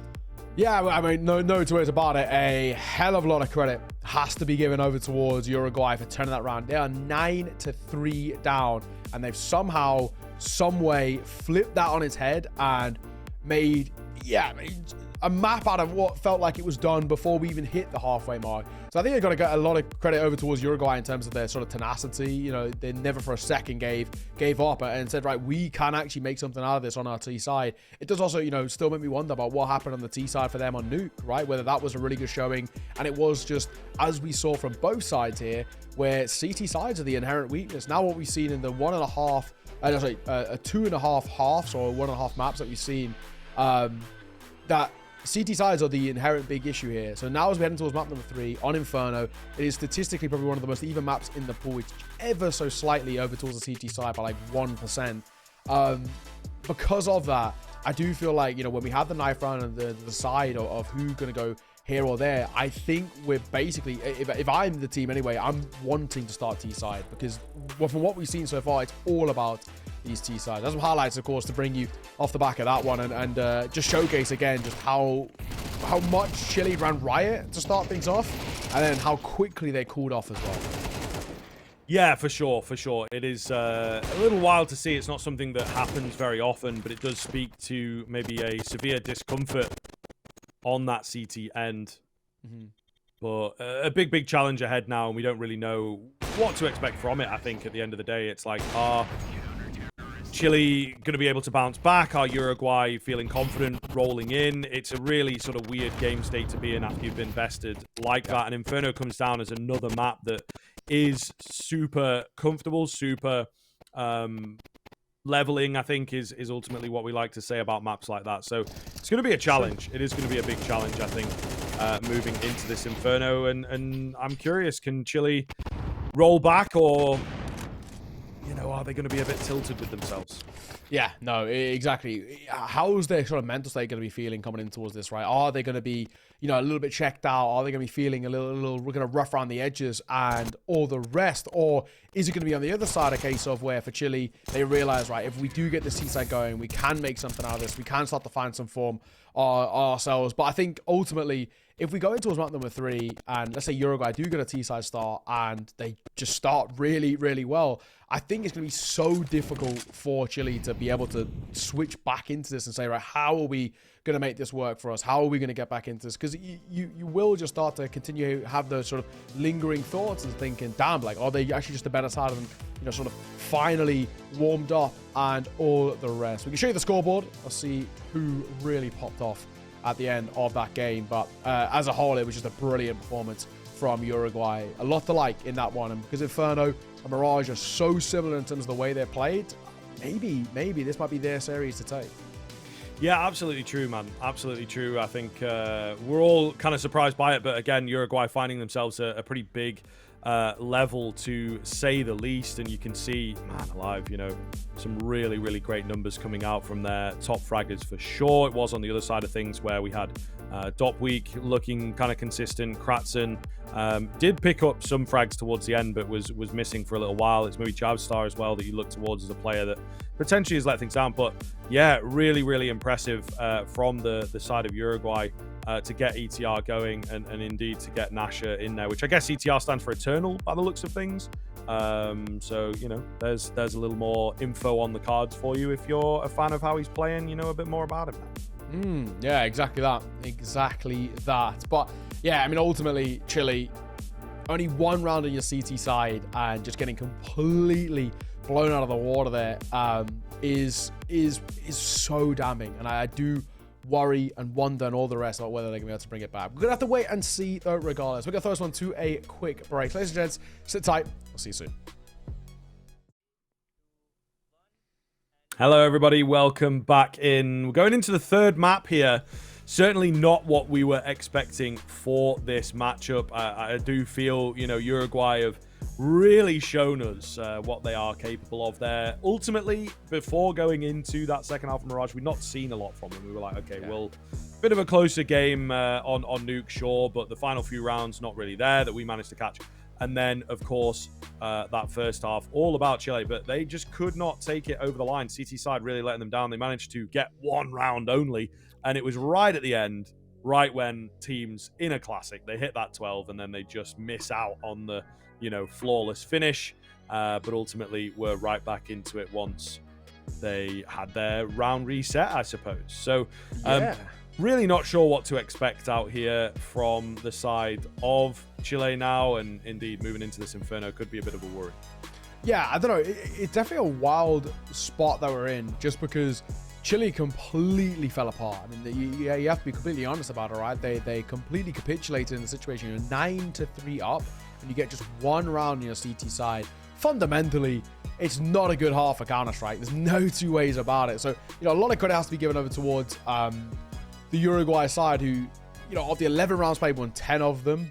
I mean, that in itself is pretty damn incredible, especially because it was on that T side. But I think also it sort of reaffirmed the points that we were sort of feeling post-nuke and then post-first half, where both of these sides do have this big inherent weakness on their CT side because they are a bit more of a mix. They're not exactly at least a lot of these players play on different teams, and because of that, they don't really have the synergy and cohesion and all the rest to play with each other. And it's always more apparent on the CT side. I'm sure all of you guys at home, whatever, whenever you play pugs with your mates or whatever, and you jump in, sometimes you just get absolutely destroyed on the T side because they got a few guys who are just individually so cracked or they're so quick.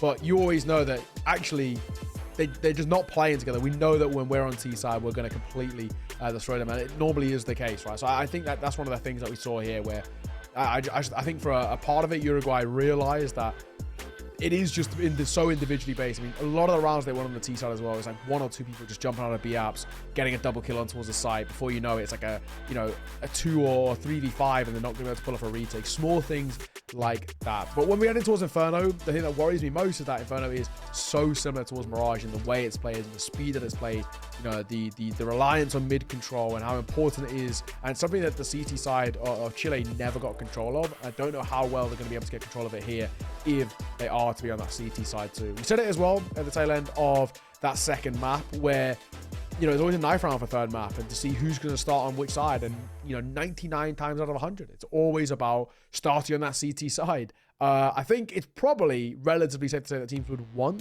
to start T side, especially with how these halves have gone so far.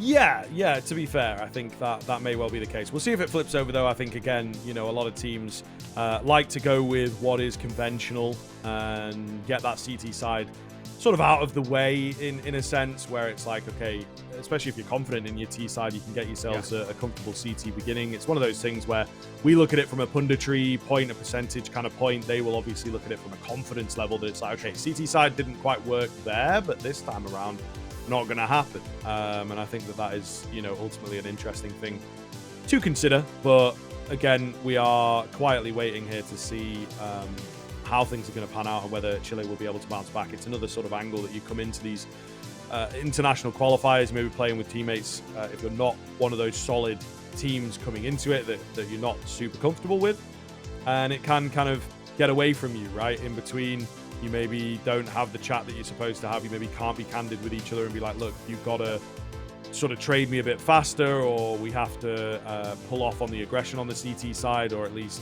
communicate that we're going for it, this kind of thing. You don't rightly know what the hell is going down in these comms that could be affecting the game, because there were a couple of moments really where they started off, they'd maybe get an advantage, maybe it would get traded, right? Not super solid in any of the rounds from Chile, but someone would be pushing out into Palace or in towards middle, and it's like you kind of need to have the wherewithal to call that off. And if you don't have it as an individual, then you need it as a team, and it just wasn't really there for them. So a lot of moments that looked on the edge, and then they fell over and gave the round across to Uruguay. Yes, exactly that. Hopefully, we should be going on the way in just a second. We're just waiting for, I think, the lobby itself, and then we can get things on the road. But for now, I mean, the way we're looking at this is, I think all eyes probably on Chile in particular, just because of how drastic the fall off was, and more I think of in the 10 to 15 minute break that you have in between maps. How well would they have been able to come in towards this sort of third map here and actually just mentally reset? It's tough, right? I think when you have no look in for 10 out of 11 rounds in a row, I mean, it's such a tough thing for you to be able to mentally reset and come in towards the third map and just completely forget what has happened. They had a prime example or a prime chance of probably and most likely should have been taking that 2-0. You're 9-3 up, and letting it slip away in the way that they did was also pretty damning. And we saw little insights into it as well at the end of their T side. That they let 3 rounds go in a row just because they were over fighting, because they were so confident, where they maybe even could have had like a 10-2, 11-1 half if they had played a little bit more disciplined. And it was that lack of discipline that I feel like really let them down on the CT side, constantly getting caught off guard by the T side, who were playing, playing a lot around with the tempo of this game, and Chile just couldn't seem to read into them. Yeah, for sure. Hopefully should be getting into the game soon here, just to kind of give you guys the updates. Shouldn't be too much longer. I suppose maybe a bit of a change up. In terms of the server, maybe it is indeed, that knife round getting underway can take a little bit of time, but ultimately we want the Counter-Strike 2. We've done plenty of yapping thus far, to be honest. We have had a few issues server-wise, but touch wood, moving into second, third, fourth day, there won't be as many panning out here, but it does unfortunately happen from time to time. We even had Brazil, come through. They forfeited their first game here to Argentina. Quick day at the office for Argentina for sure, and hopefully Brazil can get things figured out moving forwards, I suppose, because it could end up being a pretty quick tournament for them. Yeah, exactly that. We have had a bit of confirmation that we'll be starting in just a minute or so. So sit tight and we can get that one on the cards. Of course, this is only our first best of 3 of the day.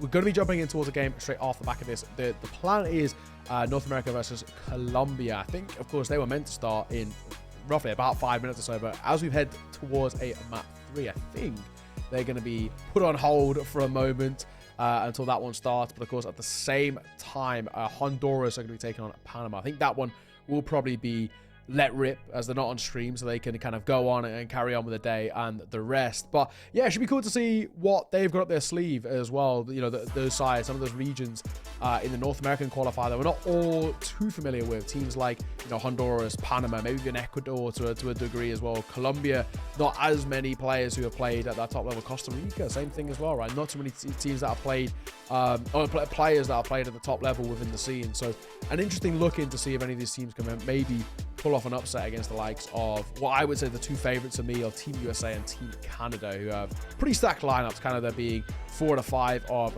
Homino, I think is what the orgs call, but some decent players at the very least who've at least played a lot of Counter-Strike in the past. And then Team USA, which is basically Perseverance Gaming, that organization that also pretty good, ECL standard, and all the rest. So yeah, definitely gonna be a cool look in as well when we jump on over to North America. For South America, as there's only 4 teams, 50% of them are going to go in towards the World Esports Championship. Just winning in maybe even one best of 3 might even be enough, with round difference in the rest, to push you that distance. If Argentina are seen as our favorites, if you're able to get a win here, let's say for example, able to get a win here in this matchup, and maybe Brazil end up forfeiting the other games, this one best of 3 could actually be the one.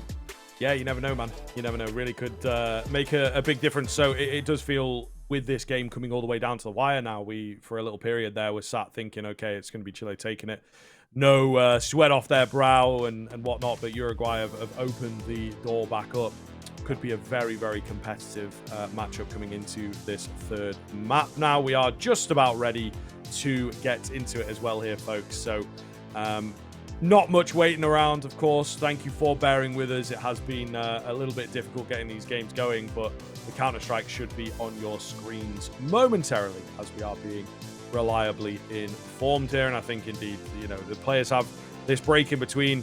They're all wanting to make the use of it and make sure that they are in that right headspace before rolling into the match. It is, again, a lot on the line now, especially with this questionable situation in and around that Team Brazil squad. Yes, yeah, exactly that. Hopefully, yeah, we are ready to go in a second. A lot of waiting around before getting things underway, but this, either way, is a map number 3. The age-old anecdote, all good best of 3s are decided on Inferno, so hopefully we shall be deciding this one sooner rather than later. But ultimately, I think we've seen kind of the best and the worst of both of these sides, where some, these CT sides have been quite problematic in a way of things just not fleshing themselves out and having these big issues. So I do wonder who starts on the CT side and then end up, how things end up going as well, right? I think that's the big thing for me is I look at this and say, if from what we've seen so far, everything's been going so wrong in these situations on that CT side. If they don't get cleaned up in towards Inferno, it could just be more of the same where it's a one-sided first half that's just completely flipped on its head in towards that second. And it does become a battle of basically who can get like 4 rounds on the CT side, which normally we would say is not enough. But in this instance, actually might be, in all fairness, just because that's how weird and wonderful these games have been. Finally, we are live though. After all that, it is going to be Uruguay starting on the CT side, Chile starting on the T side. Okay, and first head already taken. ETR going to drop. Seems like we maybe have Alex moving in here. I think that's something that we might have missed actually on the previous one, is that he wasn't in on the squad. I thought maybe he was just playing under a different name, but it does appear Alex is back in for Chile. Could make a big difference here. Yeah. Into this third map. That might be why, we're taking a bit of time getting in, is because we got players switching in and out for this one, as can be the case with some of these teams. Some of these players, the life gets in the way when you're not like a fully salaried player. That's true. Might have some work going on, or maybe Alex was having some issues earlier. We don't rightly know, but either way, lineup appears to have changed ever so slightly for Chile. Oh, definitely should have had that. He will get it. Goodness me. We saw that, though. We know that was a little bit of an embarrassing frag. Meanwhile, action's going down. What a great contact flash here. Flawless through from the B defense. No threat at all, and Uruguay will take the pistol. Yeah, that's good. CT side getting a pistol. Already, in a weird way, feels like a real rarity. Just seeing CT side success in the sense, it's been something that both of these sides have really struggled with. And now we look at this on the other side and say that this is the absolute necessity out from Uruguay in, for them, what was a really good tail end towards map number 2 to transfer that over towards map number 3. Well, deny a bomb plant. Don't really give too many kills over towards Chile. I mean, that's all you can really ask for here. So it should get a 2-0 start as well, as there isn't that much of a buy over for the T side. Alex are trying to spam away on the Deagle. Nothing to be found here. Nasher, meanwhile, ready and raring to go with a pair of Julies again. If anyone comes his way. At the moment, though, they are leaving one in Banana. Could be a bit risky. ETR, sure, he gets the smoke down, but they're not going to be afraid to go through this. So he's going to have to stand strong, looking good. Very calculated there. Pulls off the reload as well. Oh, just robbed of the ace. 1 HP is all Alex has remaining. He drops pretty quickly. So, they'll take that. They'll take that. Yes, ETR goes down, but in terms of economic damage, it actually doesn't really matter. He has absolutely made his money back there. Yeah, I know, absolutely. It's the one casualty that I'm sure they can be like, okay, he's what it is ultimately. That's a round which was a bit of a throwaway. We weren't really expecting all too much, and that ends up being the case in the sense, it's just that one Deagle shot that comes through, but the MP9 does so damn well that the buy is pretty hefty. We do see an AWP out in play for Nasher. It was pretty crisp of it a couple of times that we've seen so far as well. We got... Oh, Kratz are going to get one. He can't get the second. The flash blinded everybody. And Zieleng going to pick up the Galil and then kill his teammate with it. Okay. A little wild. For sure. Chile then starting off on the back foot here into the first gun round. Really not the way that they wanted it to go. The bomb a little tentative to cross, but he will eventually make it in to join his team. Trying to fake things out in Banana as well. Maybe keep some eyeballs on that bomb site. Contact up short for Chile. Could be huge here. Alex taps away. Oh, it's dangerous. Nasher reveals himself now. The issue is they're not going to be ready for Lashik to come in here, and he will indeed clean up house. Uruguay starting strong as they move up to the 3-0. Yeah, sure.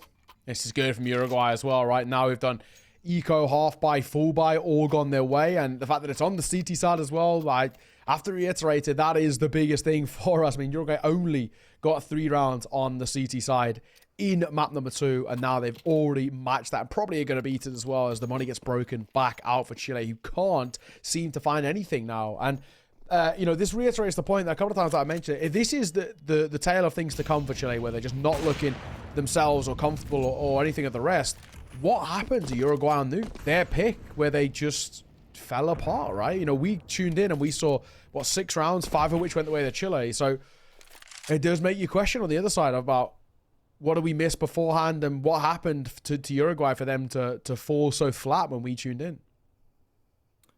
Yeah, I suppose so. Maybe a lot of energy required on that nuke that has unfortunately let them down and cost them moving forwards. But I don't know, man. I don't know. There's a lot of questions in this series for sure. The Sheik keeping cool, but there's a couple of kills back here for the Tech-9s. Only 2 that they're able to net. Uruguay keep it rolling. A very explosive start. Picking up where they left off, right? That's the big thing here, is that Chile have unfortunately not been able to bounce back. And I think that's what they needed, to just sort of prove to themselves. It's like, okay, we have to pick up a few here before things get out of hand. And unfortunately, things are already starting to get out of hand. So it's a big ask now, and a big mental ask. I mean, without a doubt, they're in a spot where I feel like if we do not see Chile get around in the next maybe 2, they already could be in a problematic spot, to say the least.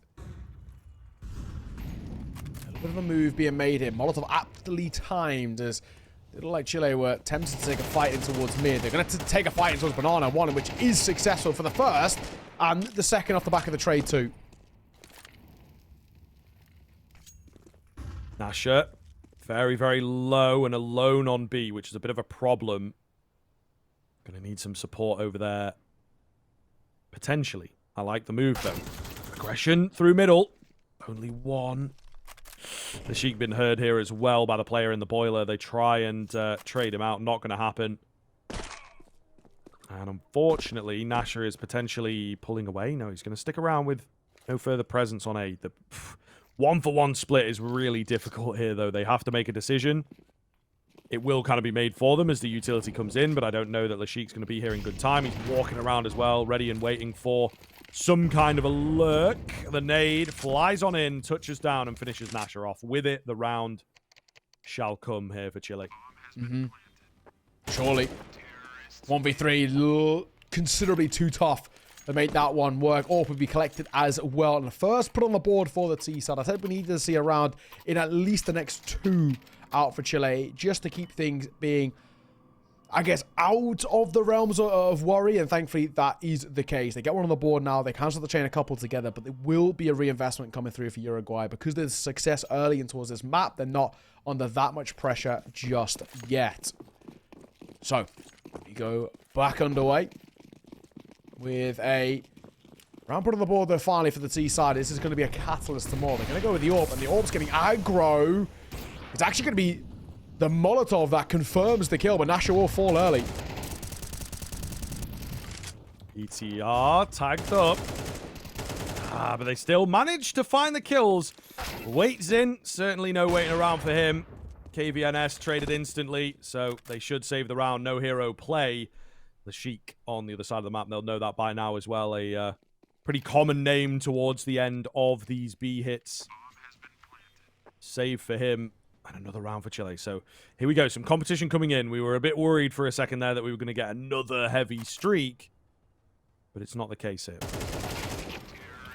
And a nice exit from Orphan to make sure nothing saved, nothing gained for Uruguay, which will have a knock-on effect on towards that economy now. They don't have the money to work with to buy in towards this one, so Chile should make it a one-round game without breaking too much of a sweat, and then be in for the potential, tying it up, taking a lead, moving forward, and all of the rest. So definitely an interesting spot that we're now in, where at least the narratives change quite considerably here. We've got kind of Uruguay who've fallen a little bit flat in a few of these gun rounds, sort of being caught pants on their ankles in some of the early fights too, where they just don't even realize the pace at which Chile are starting to fight them, and it's working.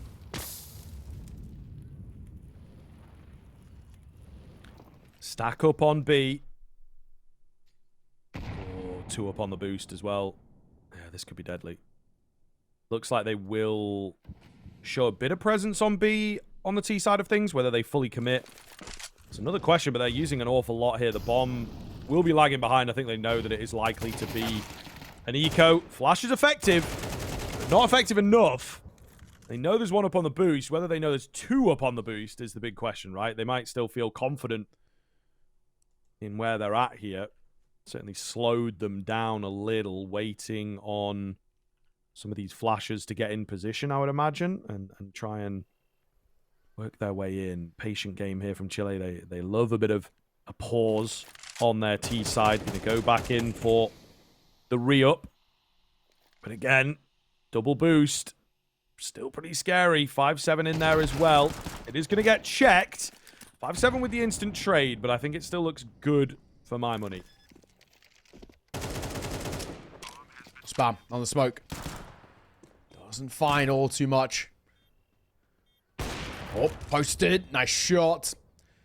And sadly now all down to 1. I mean, they've got a couple of kills out of it, which isn't too bad.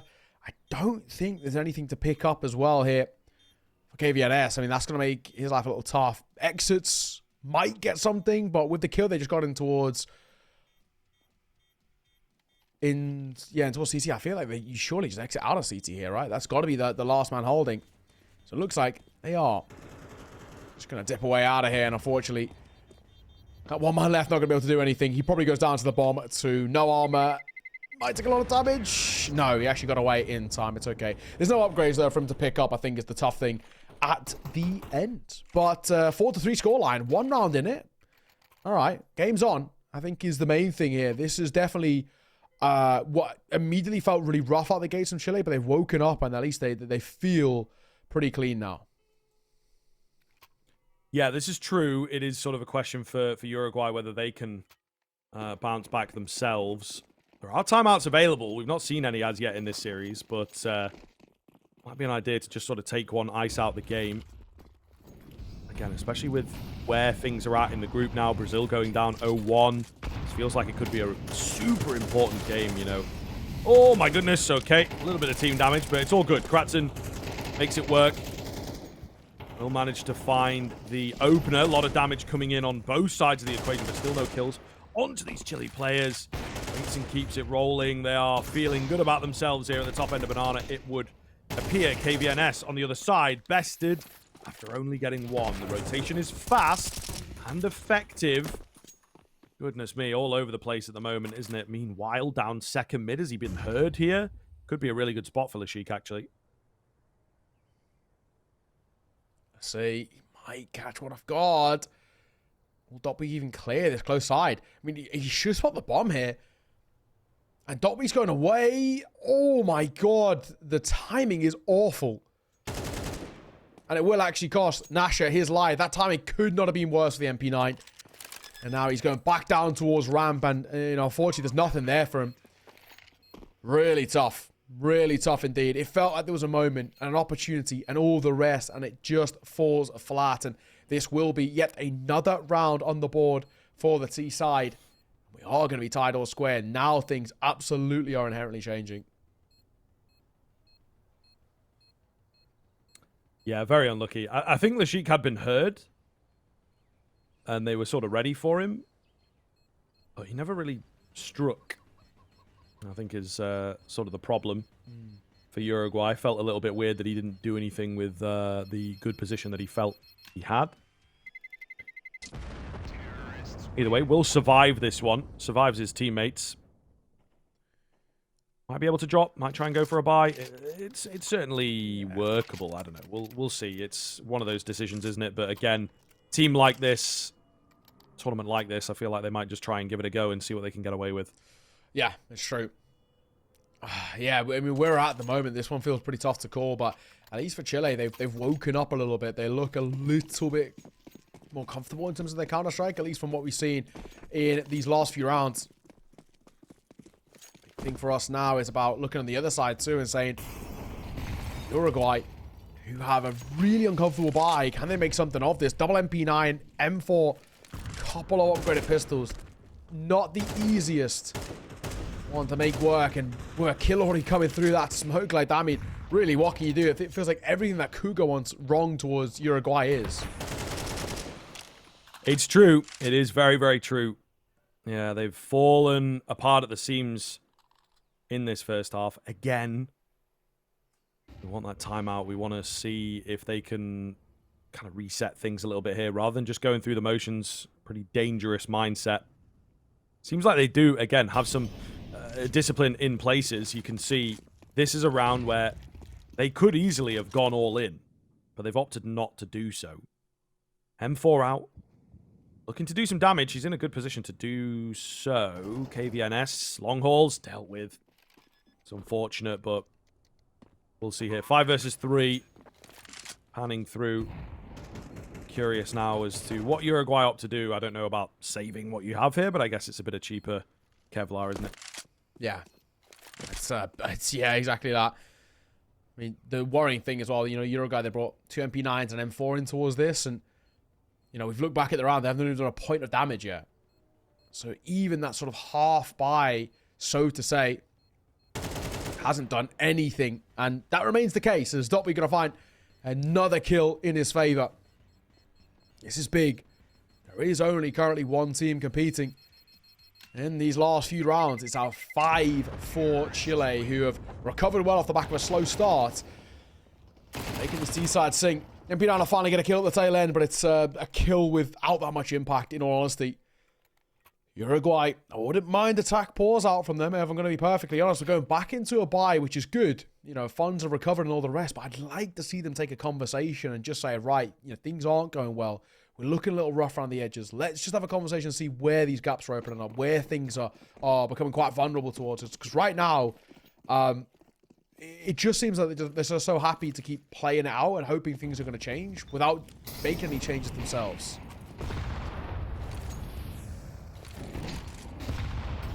Nade does minimal damage. I was expecting bigger things. Kind of let it sit for a second there before mentioning it. Actually doesn't really find all that much. Nice bit of fight back here. Oh, flash ineffective. Second one looks decent though. ZLN blinded up, but they don't capitalize initially.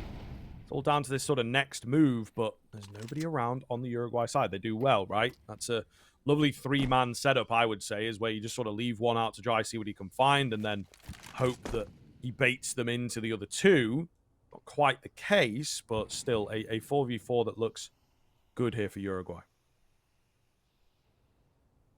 Top week. Holding. See if anybody tries to get aggro, but doesn't exactly seem to be the case for now. A slow move. No real decision that's being made, at the very least for now. I say that. Nash's Orb's going to rattle off one, and a very important kill too. He could get caught in rotation, and he will, as Orphan lurked out, got one of his own, doesn't spot out this long player, lets 2 cross, but could get in behind, and Lishik's going to get 2 of his own. This round's surely done now, and it will be 3 in the end. Just like that, Uruguay finally put a round back on the board. Well, it's no time like the present, I suppose. Right at the end of things, keep things comfortable and competitive before heading into your bye. We'll see. T-side as well, as we know from Uruguay, is indeed capable. Look good on that second map. It's just a question of whether they can tap back into that, giving yourself as many rounds as possible to work with, and could even take an advantage here, right? Let's not forget that. It has been all about Chile, and I think Uruguay would be lucky to do so, but indeed, if you can create it towards the tail end, it would be pretty impressive. It's true. It's very, very true. I'm going to completely count anybody out so far in this one, because it keeps going back and forth. It's tough to call. Trying to spam through the smoke on towards Boost. He gets pretty close there. Doesn't quite connect, however. This is information to be gained. ZLN hanging on the edge. Dopweek, meanwhile, gets a dry swing in the long hauls to kick off proceedings.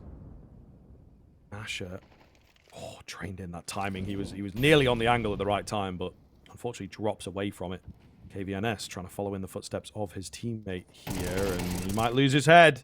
Actually wins the fight, though. able to get away, and in Banana they found success. So it's a positive swing here for Uruguay. Just a case of making this work, technically speaking, on the A-bomb site. They are outnumbered.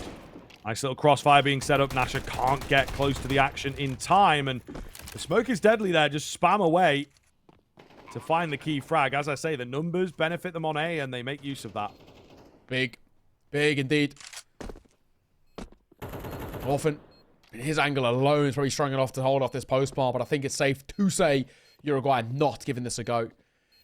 I don't blame them. Why would you? You don't have the numbers. You don't have the HP.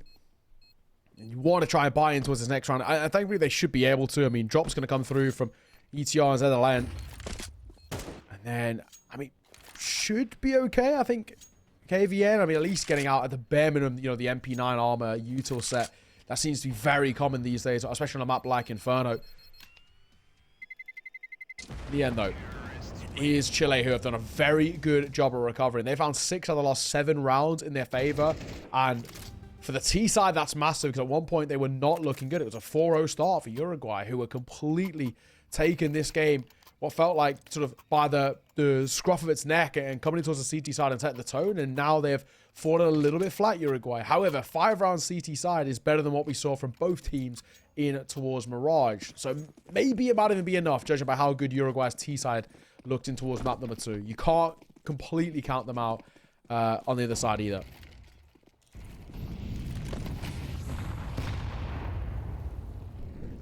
All right, let's see. This final round feels like it's got an awful lot of weight to it. Uruguay breathing down the neck, but doesn't necessarily feel like it, right? So they need the scoreline to say that. Going into the pistol. Ooh, Kratzen close. He lands the bullets, but not quite the headshot.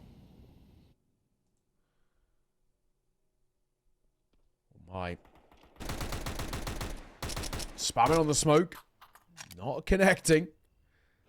I guess getting relatively close. 1 minute on the clock too.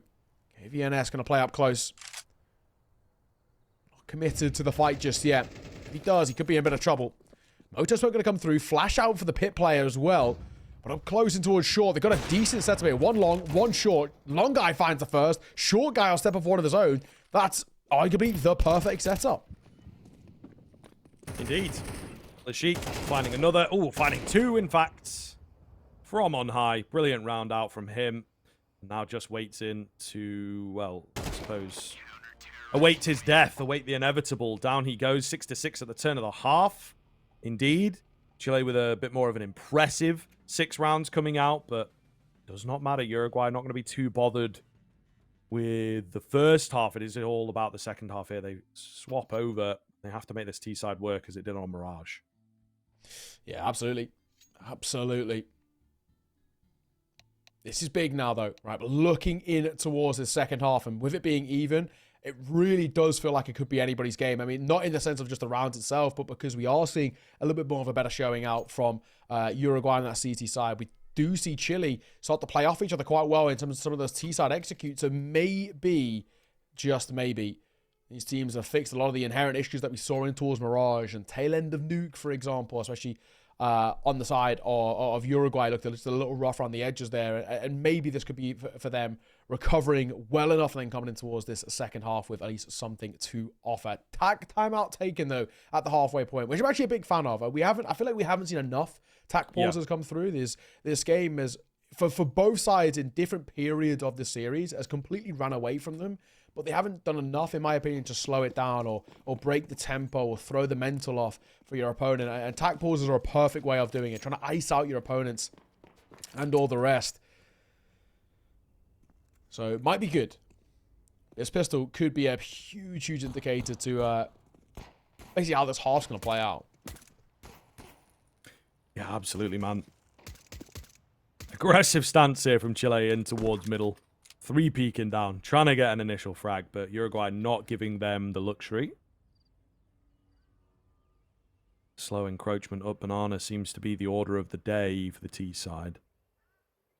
With Kratzen and Waits in on the other side of this. They don't have any utility. Relatively rare on the B CT side to not see a smoke out early. Meanwhile, while we're yapping away about B, the A bomb site gets some action, and ZLN drawing a good amount of attention, at the very least keeping them here, and might be able to find himself another head. He maybe has the freedom to just go for it now. And indeed, he's going to take that freedom. How is he not going down here, man? Absolutely insane fight on the other side. Meanwhile, waits in with a big double. 2v2, bomb going down. Rotators going to be required for this. A deep position from Nasher. But Dopweek is here a hell of a lot faster than they were expecting. Wow. Down to just Nasher. Can he get any more here? No, he can't. Orphan takes him down, and Chile will just squeeze that out. Wow. I mean, again, you know, so damn close as well. And he tried to cross back over to the other side, which I actually don't hate, right? He's trying to go back up to the other side and play somewhere over towards maybe Coffins or even towards back Church, but he just isn't given the luxury of the cross then in doing so.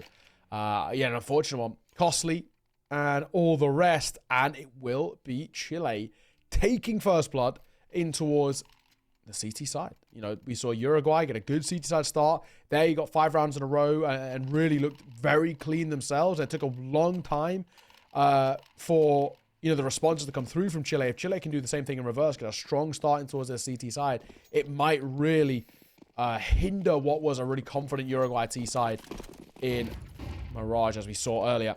Waitson, here's a hell of a lot. Molotov got to go down surely. Actually going to offer the smoke. Molly behind it. Lovely little setup. I don't know if you want to go through that. It's a pretty deadly one too.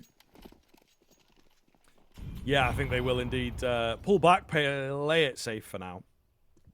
They have kept a player hanging around. Oh, and it's all a fake out the entire time. So, could work, but might be a bit too creative, a bit too inventive. We'll see. Yeah, Toes spotted out as the smoke goes down. Waits in. Woo, nearly caught with nade in hand. Good move from him to just get that M4 back out, giving Kratzen a distraction to work with as well. He's going to fall, but surely enough has been done here, right? They located Nasher. If he found that kill instantly, maybe could have rushed a bomb plant. Not going to happen for him, though, and they are now surrounding him. Would be out of this world if he gets even, yeah, just a couple there. Not going to be any. Chile moving up to 8. Pretty keen start from them. But it is, of course, the bye coming round. Yes, exactly. Bye. Going to come back in. And I think this is the big thing where we saw it fall flat for Chile. And I think Uruguay are hoping the same thing doesn't happen to them. Is that they, you know, the loss to the force spike can be so damning if that is to be the case. And we are actually going to see a pause be called before going into it, which, again, I think is a smart thing. I'm glad to see this. This is proactivity and understanding that we cannot allow these rounds to just play out without making a bit of a difference, or at least trying to have a conversation ourselves before going into it. So I like this. For Uruguay in particular, this is going to be super important for them. They have to try and at least settle the tone, put a T-side round on the board, make it a 1-round game, make sure the bonus buy doesn't get too much success, and all the rest. If they don't, they're going to be they're going to feeling a lot of pressure, where for Chile, they probably get all the way up to double digits, then at 10-6. Oh, I mean, that's a tough one to try and recover from in itself. So, all's concluded. We're back underway. Big spot that we're in for Uruguay, who absolutely need to make something work in their favor. If they don't, they're going to be in a lot of trouble. Where, yeah, Chile, like I said, can probably hit into those double digits. That would probably be enough.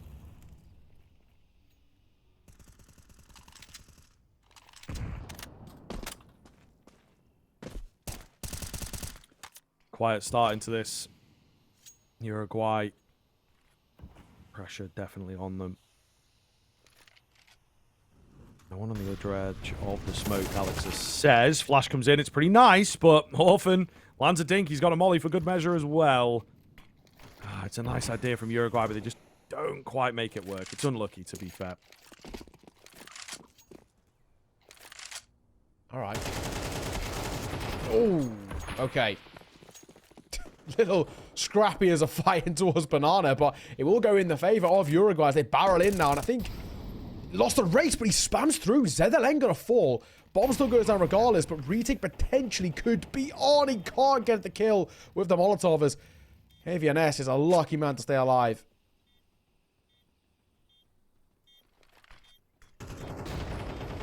Slow roll into the retake here. It looks uncomfortable for Chile. Nothing presenting, going to have to draw back and go for that save. So Uruguay, despite the difficulty in the early stage, they make the B bomb site work. This is kind of what we were looking to enjoy. And indeed, it seems like they are going to give us a heck of a game here. Orphan takes one down on the way out, but it'll be number 7. It will be Uruguay as well, convincing us that they can do it with the guns. Yeah, that's good. One-round game. We're actually getting a competition here. Getting to see what is the main thing for us of Uruguay competing a little bit and putting the pressure back on towards Chile. I mean, at least for Chile, they reinvest in. And Uruguay never should be losing to a bonus ban. They don't, which I think is fundamentally the most important thing. There's a moment of it being a little precarious, a little close, but ultimately it wasn't. Now that it is that one-round game, this bye is massively important. Huge, generally what we would call a swing round. Not a lot of long-term economy left on either side. So winner of this probably gets a bit of a 2-for-1 special. That in itself could be enough to push you towards the finish line. Maybe not exactly itself in terms of concluding the game, but at least getting 90% of the way there. If it's Uruguay, get this next one. They probably will take a lead, maybe even push up towards 10. Chile get it. They will lock it themselves towards double digits and get ever closer to that finish line. This is a massive, massive round to take for whoever it is who walks away with it.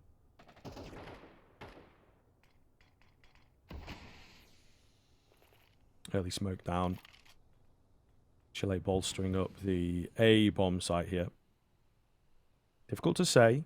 Bomb leaning B at the moment, but of course the nature of Inferno as a map is very rotate heavy on that T side, never giving your full game away until you absolutely have to. Ollie comes round, forces that player out from underneath porch, but nobody looking to take the frag. Quite close to the action here. Orphan the first one to fall. However, it creates space for the rest of the team to get in, potentially. 2-piece for Dopweek.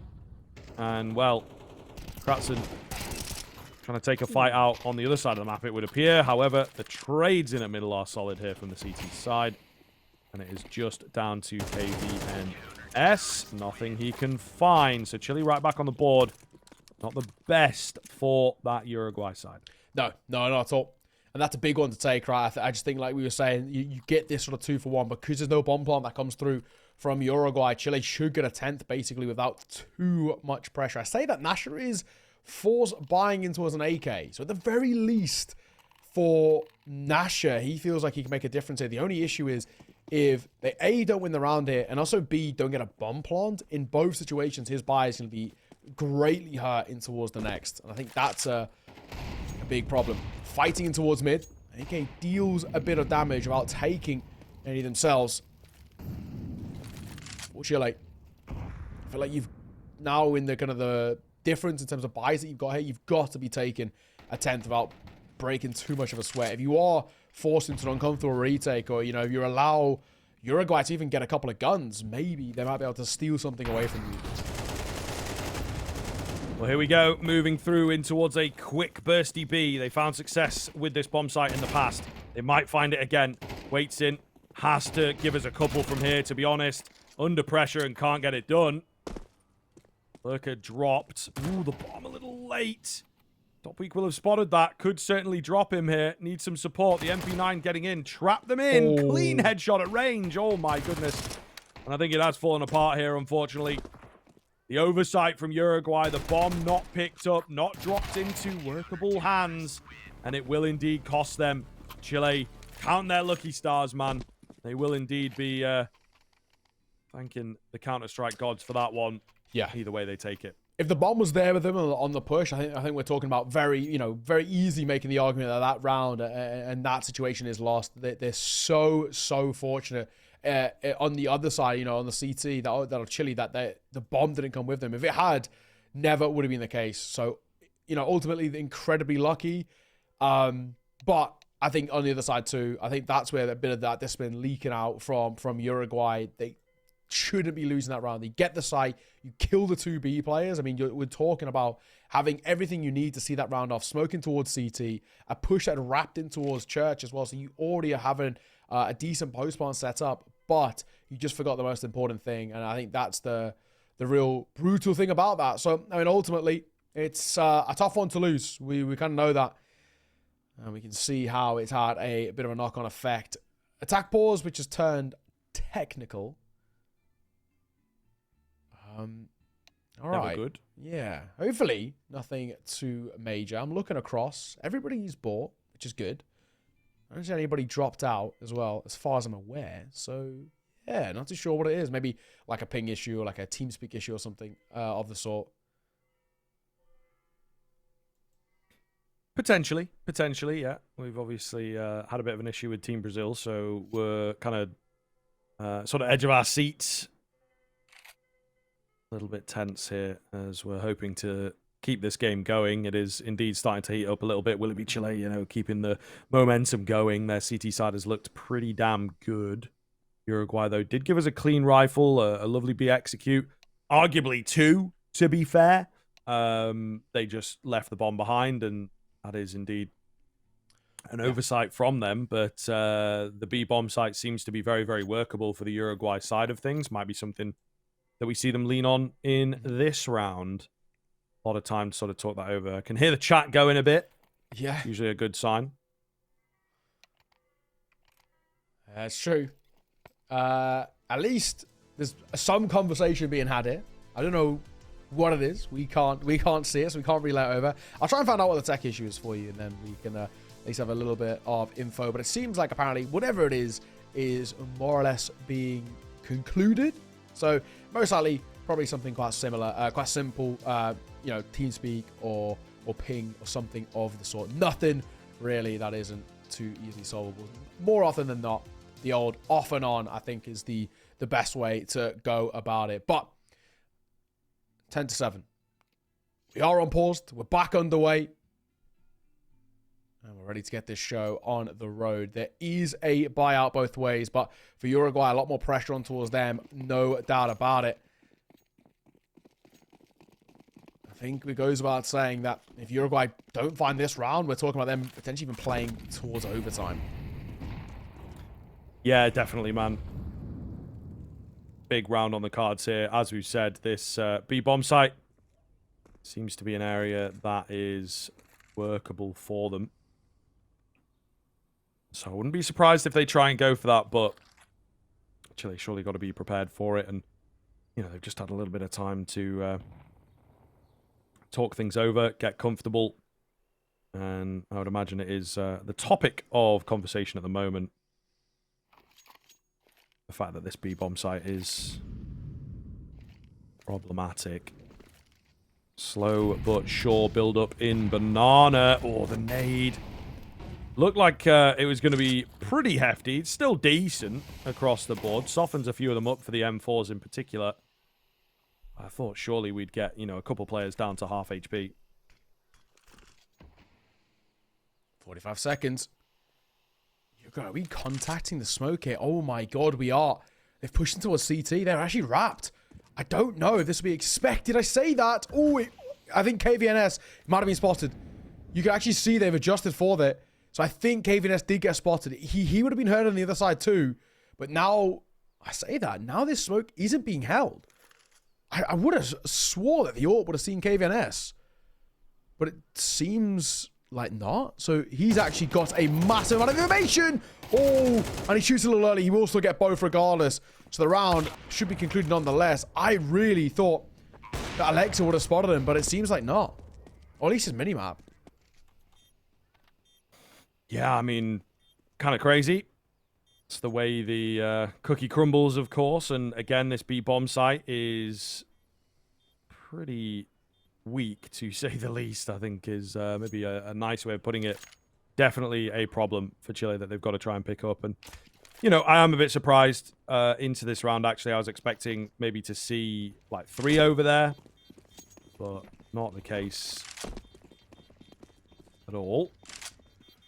Save comes in. That allows them to facilitate the buy moving forwards. I think will indeed try and go for it, but Uruguay, I don't know. The consistency is there with the B hits, man. I think it could definitely continue, and Chile have got to sort it out quickly. I mean, this is one of the things that we've seen this side deliver at times, I think, for Uruguay. But I think the issue with me that I've seen out of them is just that lack of consistency. But that round all comes down to a contact play for a smoke, on the CT side. And I think now that it's happened once, it's not, again, something that you can continuously replicate. Chile will be aware of that. So Uruguay have got to find more, I guess, more simpler ways of giving themselves advantages. I mean, even then, KBNS, it was nearly a little problematic too. But biggest thing for me is it doesn't completely destroy Chile. They do have a buy to work with double AK-4, which should get the first nice quick reaction so the lane gets caught. Okay, so advantage, 3-man out at the top end of Banana as requested. And you see what happens, it works for them, right? They prove that they can lay down the aggression. They have, however, expended a lot of utility to make it happen. Only the one smoke here to keep them at bay. So Uruguay could be smart from them, get a smoke down. It's very quickly, very easily baited out as well. Bit autopilot-y maybe. It's a super, super nuanced angle. You know, you've got to be confident in your hold and in your reads. But you can see they get the smoke down. They expend the Molotov. And this allows Uruguay to go, okay, well, I mean, we still have, like, loads of belts to work with. Get a fake out towards A. It's drawn waits in across. And ultimately, looking good here for Uruguay, in fact. Kratzen up high. Good for the first. And it's that advantage that's going to make all the difference here in this round, isn't it? Flash through the smoke. It's effective. Looks good. They try and go for something a bit different. Try and push through towards CT. Not going to happen. Chile will hold the line this time around. Okay. And now Chile get within 2. Reaching distance of seeing off the map and the series. Uruguay, they try and go for a B hit again. They try and make something work for them in that one, and it's not to be. And, of course, another interesting kind of situation where we're at, where for Uruguay, you lose this round, you're probably going in towards what maybe might even be the final round in this game with maybe not even a real buy to go off. I mean, even still, KVNS only has a Tech 9 in this one. Tough spot. Real tough spot that we're in. Oh my. Opening fights. Good for the CT. I'm very worried now. Yeah, for sure. Chile looking a hell of a lot better. The confidence does appear to be coming back to them. Rightfully so, because they are finding some pretty keen rounds over here. 3-on-3, though. Uruguay still keeping it doable and even, but I just feel like they lack a lot of map control and really not sure what's happened to the rotations, where they're looking, where they're going here.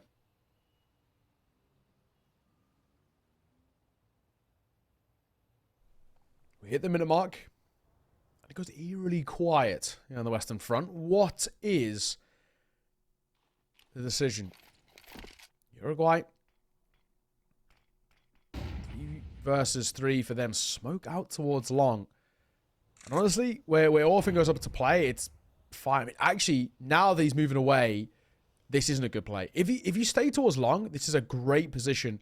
But he's completely given them the opportunity to wrap CT and potentially just completely leave Europa out to dry. He moves back too late. That's not how you play long. You've got to stay on the corner, and you're an information player. You don't fight. You just jiggle on the corner and hope that you can get an opportunity to work with. But he's gone on towards site, which is something you shouldn't do, and then he makes a move back to go towards corner. Again, you shouldn't do that because you're exposed. The best he could have even done there was potentially going 1-for-1, and even then the bomb still would have gone down and all the rest. Molotov. Let's go towards short, start cut off rotations. I think this round's done here. Nade going to come towards pit. Doesn't matter, nobody's there. They're looking in. They've got 2 AKs on the retake, but the mini pit player will get the first, and this round is done. Yeah, simply put, you hate to kind of put it all towards one man's shoulders, but Orphan's played that badly. He's got to stay on that corner of long, where if you're going to be smoked out in towards the sort of the long peak itself from the corner, you fall back towards top of Moto on that corner by the red wall there, and you hold to stop them wrapping in towards CT, but also to bait them in towards fight, wrapping on towards the site itself. But unfortunately, it's not to be. He goes towards site, which leaves his teammate out to dry, because then he's trying to make a move without any information about where they even could be. And then he makes a move back towards long. Again, shouldn't be doing that. You're open, you're exposed. And a round gifted over towards Uruguay. 2 rounds in it, but it's still one of those things where, Chile are 2 rounds ahead. And already 2 rounds away as well. So it's all well and good that Uruguay found that, but if it isn't a consecutive round or, you know, a few more put in a row on the board, still going to be in trouble. Yeah, absolutely. I think we've had a pretty keen turnaround from Chile a couple times here on this CT half. Again, some kind of lucky rounds dotted in, but Uruguay, okay, have struggled to make it work into their follow-ups. KVNS, keen headshot from him. Really big deal as well. ZLN gives his life away, however, and I think with that, I would say they might heavy rotate in. A little bit of panic. We got, you know, 2 smokes on top of the banana play. CZ comes up strong here. Oh, and they've dodged each other a little bit. So he's actually managed to slip the net. They'll know that he's up there, but they're unable to, you know, find the kill, even up the numbers. Kits are available. The Moto smoke is not going to be nice to work with, but having that long haul's presence is a really big deal for Chile, as well as the numbers. They just got to make them work. The setup pretty conventional here from Uruguay, nothing too special about it. Moto smoke going to start going down. They'll start making their move in, nice and coordinated here. The Sheik does manage to find the first head, but it does not matter. Chile again able to bring it back round, and the A bomb site inverse to the B looks way more comfortable. Fantastic retake there. Yeah. Massive indeed. Definitely one of those as well where, you know, the buy doesn't really look all too promising, and it's a potentially a alarming spot where we're saying, you know, Uruguay got a bomb down, they potentially got a post bomb to work with, and it's just feeble. It's not set up properly, and really, really well done all in all. 12-9 now, and 3 opportunities for Chile to see off the map and the series. May have been a lackluster CT on Mirage, but it's not been the case in towards Inferno. Thankfully, they've recovered from a lot of the worrying positions that they were in. There's a buyout for the most part towards Uruguay, but you got triple AK, you got 1 Galil with no util, and a Tech 9 with no util. I mean, even now, 2 smokes and a nade. That is all Uruguay have got here. Good luck setting up a post plan. Indeed. Or misses the shot, maybe flicking a bit too hard. Ollie goes down, back in for a bit more, but can't find it. That one felt closer. Unable, however, scaring Uruguay for sure. It has slowed them down pretty severely. Top weak. Oh, man, they go through the smoke, and it is into their demise. It's maybe into the end of the series here as well. ETR and Lashik to try and do it all. Bomb has to be recovered. ETR with a nice find. I think they're going to know that both these players are coming around from this apartment's angle. Chipping away, not quite able to finish off, but certainly looking good. Crossfire setup, and indeed, just feels too much to beat at this point. Chile will take it. The 2-1 overall for them. A long series in the end where it felt like it should have been theirs quite quickly on that Mirage. Not the case, not the game we get, but they will still be the victors. Yeah, ultimately, it's, you know, not the end of the world, and it's one of those where, you know, while Mirage was worrying, I think it's probably the way to put it. You know, we'll mention it again. 9-3 up at the halfway point, and you let things slip away. All that really matters in the end is that you've seen it over the line. You've got the series. You've got that first run under your belt. That is the massive thing for them. We've seen these highlights as well off the back of that series, which was back and forth all the way through, and at least pretty hotly contested, I think, is the main thing. And we've sort of, at least from what we've caught, which is tail end of map 1, all of map 2 and map 3, it's only really ever been just one-sided halves where the complete blowouts in one direction and then completely flip the other way. Mirage was the clear evidence of that. But at least in this one, in both halves, we saw both teams competing. We had a 6-4 finish in towards that first half, and then moments of brilliance on both. But yeah, in the end, Chile got a little bit more about them on towards that CT side, and finally, you know, cleaned up some of those issues. Yeah, for sure. I think it certainly felt like they were a little bit coordinated as teams go on. It again does maybe beg the question of where that was on the second map. Maybe take that time out, maybe figure things out, but didn't really see it, as we've sort of talked about a little bit, maybe off camera. Some teams just sort of roll through and try and make it work, and to no avail ultimately. But yeah, really clean stuff from them in the end. And I'm a little bit hopeful. I think it's going to be tough for them against Argentina for sure. Brazil, we could see.